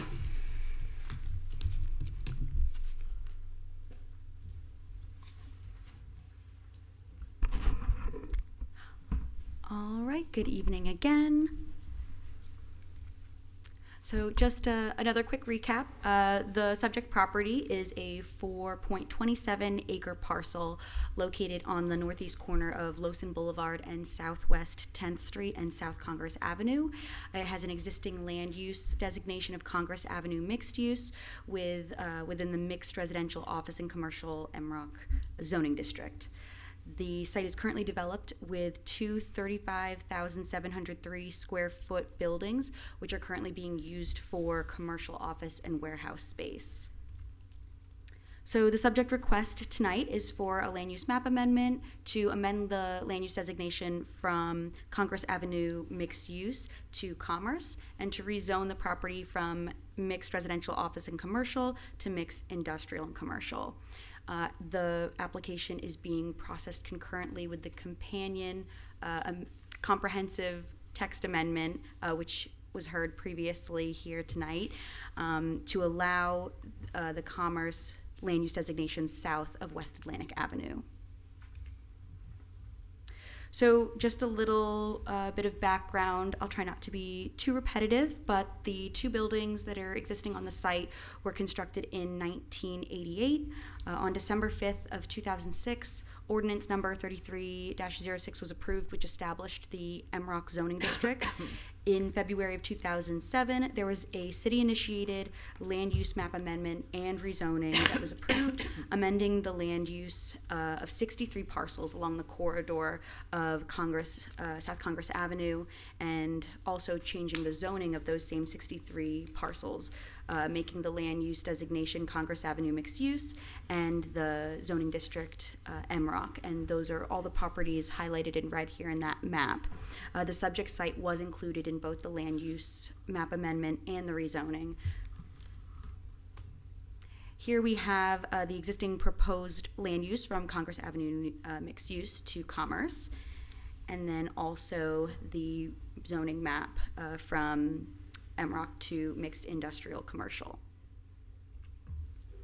Going into staff's analysis, so looking at the land use map, the proposed mixed industrial and commercial zoning district is a preferred implementing district of the proposed commerce land use. The property currently houses multiple uses that are more light industrial in nature, and such as flooring, retail and retail building materials, garden supplies. A lot of those uses are grandfathered uses that are permitted under the proposed mixed industrial and commercial district. Some of those uses are not allowed in the existing MROC zoning district. So with that, the existing uses and possibly future proposed uses would be compatible with the requested land use designation. And as it relates to concurrency, the project meets the concurrency for water and sewer, solid waste and drainage, and school capacity. Park impact fees are not applicable to non-residential development. And regarding traffic, based on the traffic statement provided, there would be a potential net decrease of 17,553 daily trips. So just to break that down a little bit more, the most intense use under the current MROC zoning district would be applying the 2.5 maximum floor area ratio and also the base density of 40 dwelling units per acre. That could potentially, worst case scenario, result in a little over 400,000 square foot medical office and 170 units, which would result in over 18,000 daily trips. Under the proposed commerce land use designation and mixed industrial and commercial zoning, we would apply the 0.6 maximum floor area ratio, and which is the most intense development would be a 100,000 square foot, a little over 100,000 square foot general office, and that would result in 1,088 daily trips, and that's why there's a potential net decrease of a little over 17,000 daily trips. Going into the comp plan, the Always Delray Comprehensive Plan places emphasis on preserving industrial uses, also supporting the long-term economic prosperity of the city, and so amending the land use designation to commerce would allow for the establishment of these light industrial uses. Further, the Delray Beach Congress Avenue Strategies Plan, which was prepared in 2023, an update to the Congress Avenue Master Plan, it states that the area is an industrial cluster, and so while sub-district or sub-area 3, which is the location of this property, is also encouraged to have mixed-use transit-oriented development, which would include residential development, this specific intersection, which is highlighted over the brown dot, is also identified as a home improvement light industrial cluster. So which that would also support the potential uses that would come in under the commerce land use designation. Now going into the analysis for the rezoning. So the application is being processed under the second and third criteria. As it was explained, a lot of the uses, because this development was currently developed when the property was zoned MIC, a lot of the uses and the building itself were developed and operated for these light industrial home improvement type uses. During the rezoning in 2007, a lot of those uses are not allowed in MROC and thus became non-conforming. So they are allowed to continue to exist. However, it limits the possibility of expansion, certain modifications, and also if a tenant leaves, there is a 180-day rule that if the same type of tenant doesn't replace the other tenant, then the grandfathering is lost and they cannot reestablish that use. So the property owner has been struggling finding new tenants to fit the scope of the building, and also retaining tenants to make sure that the uses don't lose their grandfather status. Going into the standards for a rezoning, in the staff report, criterion A, B, and E are not applicable. Criterion C and D are. So regarding C, while under either zoning district, MROC or MIC, technically strip commercial can be developed, So this would not result in a situation where strip commercial wouldn't be allowed. Now it is. However, there's no proposed site plan that is concurrent with this application. And if any changes were to come in through a site plan modification, both the MROC and MIC zoning district have requirements regarding buffers, landscaping, depending on the types of uses that would come in. Also, if a use comes under a conditional use, there's usually additional requirements as well. Regarding criterion D, so the mixed residential office and commercial district, it allows a mixture of uses, but again, not as many home improvement, light industrial type uses. There is residential that's allowed under the MROC district.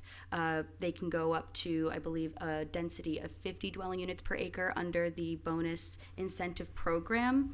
However, the proposed MIC zoning district, it does not allow residential. It only allows it in certain areas. This location is currently not within the overlay that would allow residential. That could always change down the road. But again, with the passing of the Live Local Act, a lot of the industrial property or industrial zone property is at risk for 100% residential development anyways.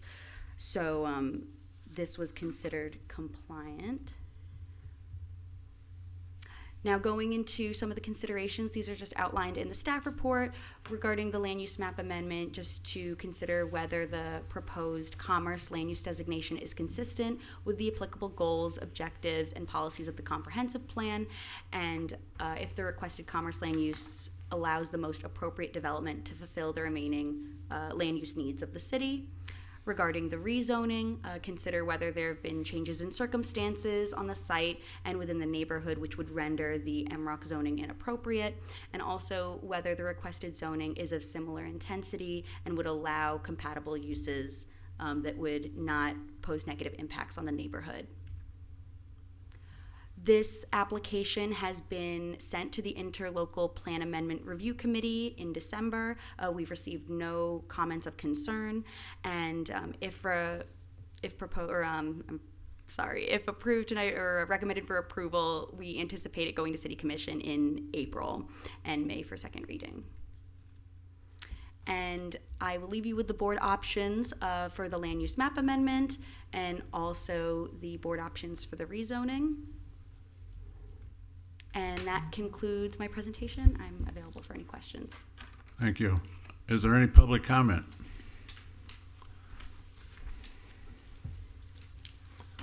Christina Morrison, 1000 Lowry Street in beautiful downtown Delray Beach. If you look at this map, you'll see that this property backs up to railroad tracks and I-95. It's perfectly suited for light industrial use, which it was all along for the last over a decade by A. Christian Glass, who moved out sometime during COVID, and the 6-month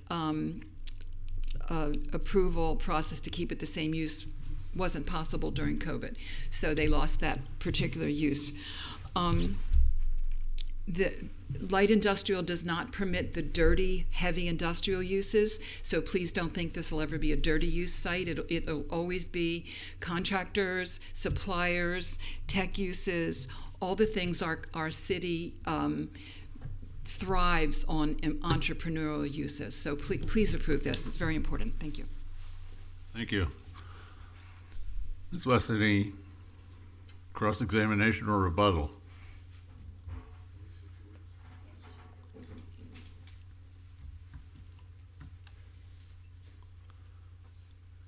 For the record, Donaldson hearing with Kotler in hearing, and I'll take this last bit for our team. This really is a really important issue. We represent a client who's had a building here since 1988, and when it was rezoned, it really created some, made it kind of an irrelevant building, and it's been a challenge for a long while. You can see in this photograph that it has high bay docks for trucks to come in and back up and load in and out of a warehouse. So it just the MROC just didn't fit. And as each 6-month period would go, we'd have another non-conforming use and another non-conforming use. And so what this does, this amendment, the rezoning and the land use, it actually makes what's in the field much more consistent with your zoning code. It makes the use that's in the field conforming and non-conforming. And as Ms. Morrison pointed out, you can just look at the location there from this aerial on the railroad tracks. You're not going to have a train station there, and on I-95, it's just not in the location that might have originally been envisioned by MROC. It's not walkable, and this whole area is that way. So your action tonight really will aid in maintaining what is very important to most cities, is your industrial land base, and it's in the right location where you would want that land base to exist. So we just would request that you support staff's recommendation and support our request. And we appreciate Ms. Morrison coming down here, because she's absolutely right, and she believes in your city, and that's why she's here speaking in favor of this request. Thank you. And Ms. Rosemary, do you have any cross-examination or rebuttal? None from me, thank you. Okay, great. Board comments. I just have a question. What's interlocal plan review? So it's typically a committee that reviews any land use map amendment change for any city. So if it was just a rezoning, it usually doesn't go, but they're made up of typically the school board, different interlocal agencies. I believe is traffic. Yeah, all the municipalities within Palm Beach County, so it allows any potentially impacted jurisdictions to give input on the amendment. Thank you. Mr. Strong. Mr. Brown. I'm good with it. Ms. Thomas. I think it's about time we write the mishap, I guess, several years ago, and allow, these types of industries next to I-95 and a railroad track. That's all I have to say. Thanks. Mr. Katz. Concur. Okay, I'm going to go a little bit off topic. I was here when the study was presented. I don't disagree with this. I think it's right, but I think it's piecemeal. And I'm not talking to the applicant. I'm talking to the staff. I think this land use and zoning amendment should apply all the way from Atlantic Avenue to Lowson, with the exception of the county property and the train station. I think doing it a little chunk at a time. I realize this is a privately initiated thing, but I think the staff should be looking at just doing exactly this to that whole section. I know Ms. Morrison talked about going to the southern border of Delray, and I think there's some different things down there, and I really haven't looked at that, so that might be something to look at too, but I really feel strongly about this. As far as this particular thing, yeah, I'd support it. And please, Ms. Dassery. I was going to say, you're absolutely right. I think the reason we brought forward this amendment, because it was, in all honesty, the quickest path to rewrite the whole MROC code would have been really long, and we wanted to allow them to move forward with this request.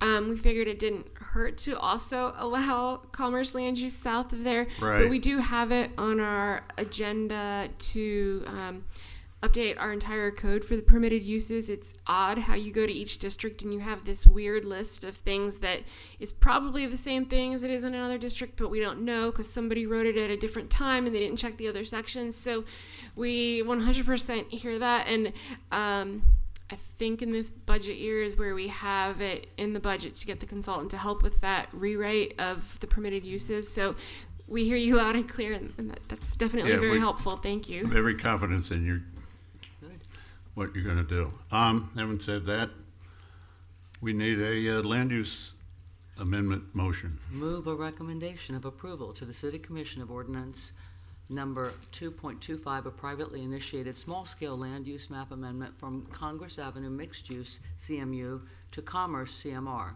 for a 4.27 acre property located at 955 through 975 South Congress Avenue, finding that the amendment and the approval thereof is consistent with the comprehensive plan and meets the applicable criteria set forth in the land development regulations. Second. We have a motion by Ms. Malika, second by Ms. Thomas. Ms. Miller, would you call the roll, please? Allison Thomas, Yes. Chris Brown, Yes. Deidre Strong, Yes. Mitch Katz, Yes. Jeffrey Muswell absent, Judy Malika, Yes. Gregory Snyder.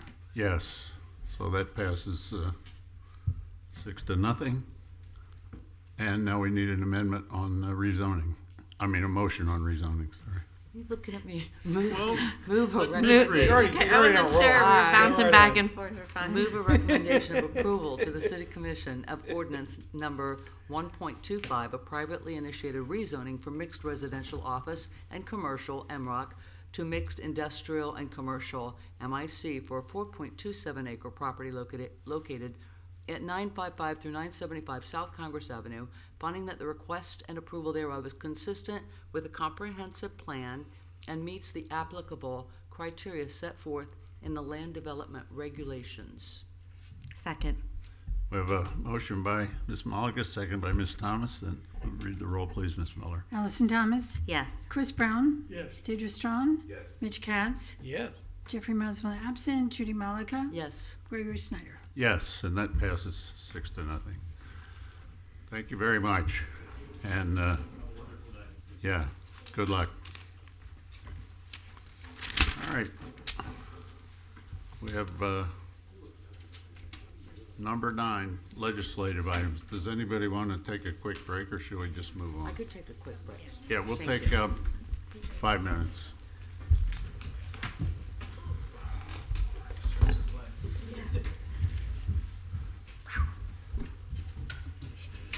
Is that my favorite, Mr. Brown? When we come around.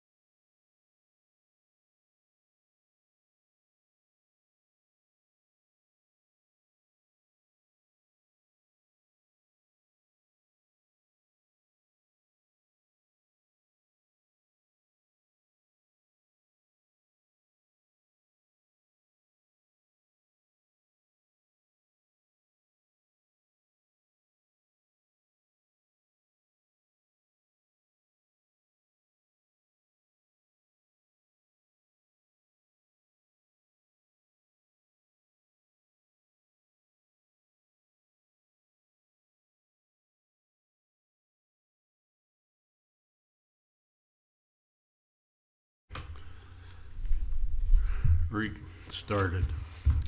We're moving on to item number 9. 9A, actually. Ms. Dasra, you have the floor. Okay, thank you. So I'm entering into the record file number 2025-104. We are proposing an amendment to allow veterinary clinics to operate as a principal use rather than a conditional use. And in the subsequent slides, I'll go into what exactly that would look like. We are looking to make that change in general commercial zoning, neighborhood commercial, central business district, professional office district, and MROC. There's another district where veterinary clinics are allowed, OSHAD zoning, but we are not proposing a change to that district simply because it's a more, there are residential elements in that district that would maybe make it not as clean of a case. Oh, OSHAD. So this is a map of the zoning districts impacted by the amendment. So in all of these districts that you see with a black line around them, those are where the use category change is proposed. So in a principal use, it's allowed by right, meaning you could walk into development services, get your zoning certificate of use, and get your business tax receipt and start operating immediately. The conditional use process, as you've seen tonight, you have a public hearing before the Planning and Zoning Board, a mailer, property notice, signs, and then a hearing before the commission. In both circumstances, they are subject to, in this case, the domestic animal services regulations, which, again, I do not expect you to read this, but this is more to show that there's a lot of regulations that govern the domestic animal services use. I know we had some references to a few years ago when we adopted these regulations. There were some folks operating doggy daycares that really were not appropriately cited because of their location next to residential uses. So these regulations, they have parking requirements. They are drop-off regulations. You have to get a specific approval if you have an outdoor use proposed. If you what? I'm sorry? You have to have another conditional use if you're proposing an outdoor use area. So the conditional use wouldn't necessarily approve an outdoor use. You would have to specifically ask for that. Again, the solid core doors that you guys saw tonight. And then, so these very specific regulations, veterinary clinics cannot, they would only do, let's see, what is this? So the overnight boarding would be really for just pets in their care. It wouldn't be a room full of barking dogs like you would see in a doggy daycare. So again, these are the zoning districts where we're proposing the change. Old School Square Historic Arts District, we would propose that it stays as a conditional use. So just the considerations for the board would be, is the use appropriate generally or without restriction within a zoning district, which is the category or the language related to a principal use, or does the veterinary use clinic have characteristics that regulating them in a special manner because of characteristics inherent to the use would really make it more appropriate for it to remain as a conditional use. And again, we have those regulations in LDR section 433W, and if those are extensive enough to allow staff to do this review administratively, or if, again, it should come before boards to prevent any offense to the public welfare. We have these policies about supporting our small business industry, and so we do have quite a few veterinarians that operate in the city. There's currently, if Chewy is approved, there would be 11. So you could argue that they've started operations just fine, but again, if we have the regulations that are sufficient to allow administrative approval of these, then I think it could go a long way in supporting the business community and the pet owners within the community. We're looking to bring this to commission in April, and if you all have any questions, I will be glad to answer them. So I'm totally pro-business. I don't know if we need more than 11 vets in Delray, veterinarians rather. But so what would preclude a veterinarian office from having a boarding element to it? then they would have to get specific approval for that element of it. So if they were going to be offering regular boarding, like there's a veterinarian near my house that offers it only for senior dogs. So in a case like that, they would still have to come and get that approval. If we found out, like probably due to resident complaints that there were barking dogs at all hours of the night, that's when we would look into it, and they would be issued a code enforcement violation if they were not approved to have boarding at their facility. So it would be just the veterinary clinic use. Mm-hmm. Thank you. My question is, the fact that these vets may have medical waste, Mhm. how does that apply when we're talking about primary versus conditional use and where they're going to be situated throughout the city? It wouldn't impact. They would still need to provide the plan. Like one of the requirements, and I know it's a little macabre to talk about carcasses, but we prohibit the on-site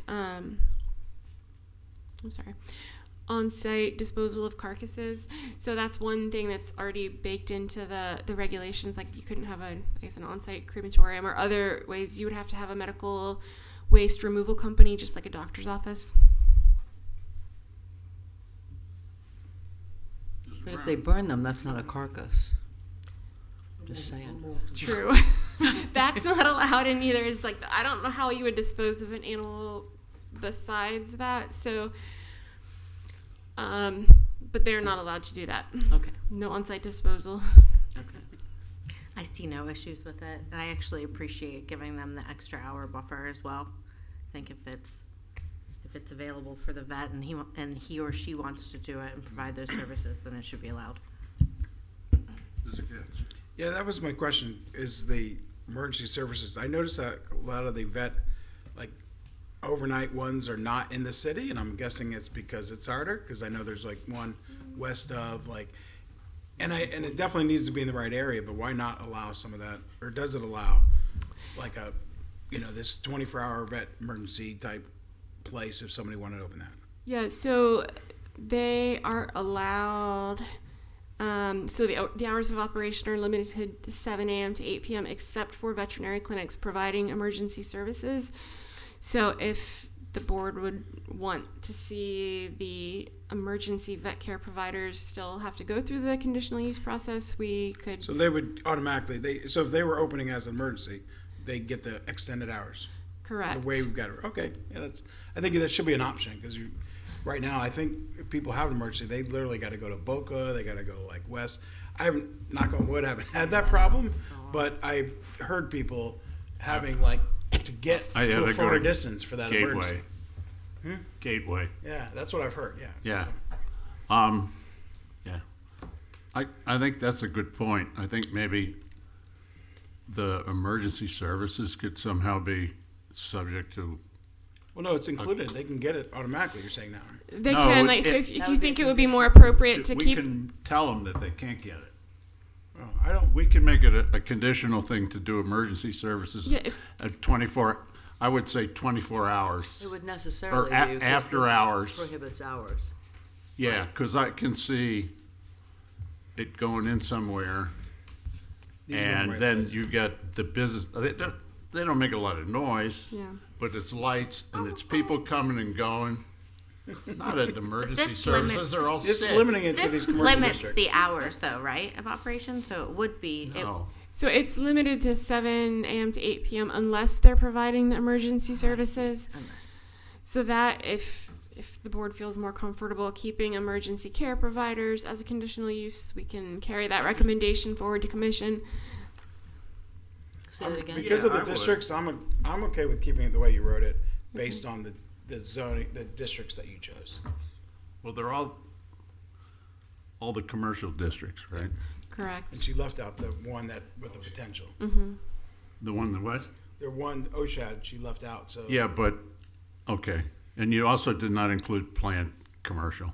But that's because, I think, because planned commercial's requirements are refer to general commercial. Yes, correct. Very Okay. good.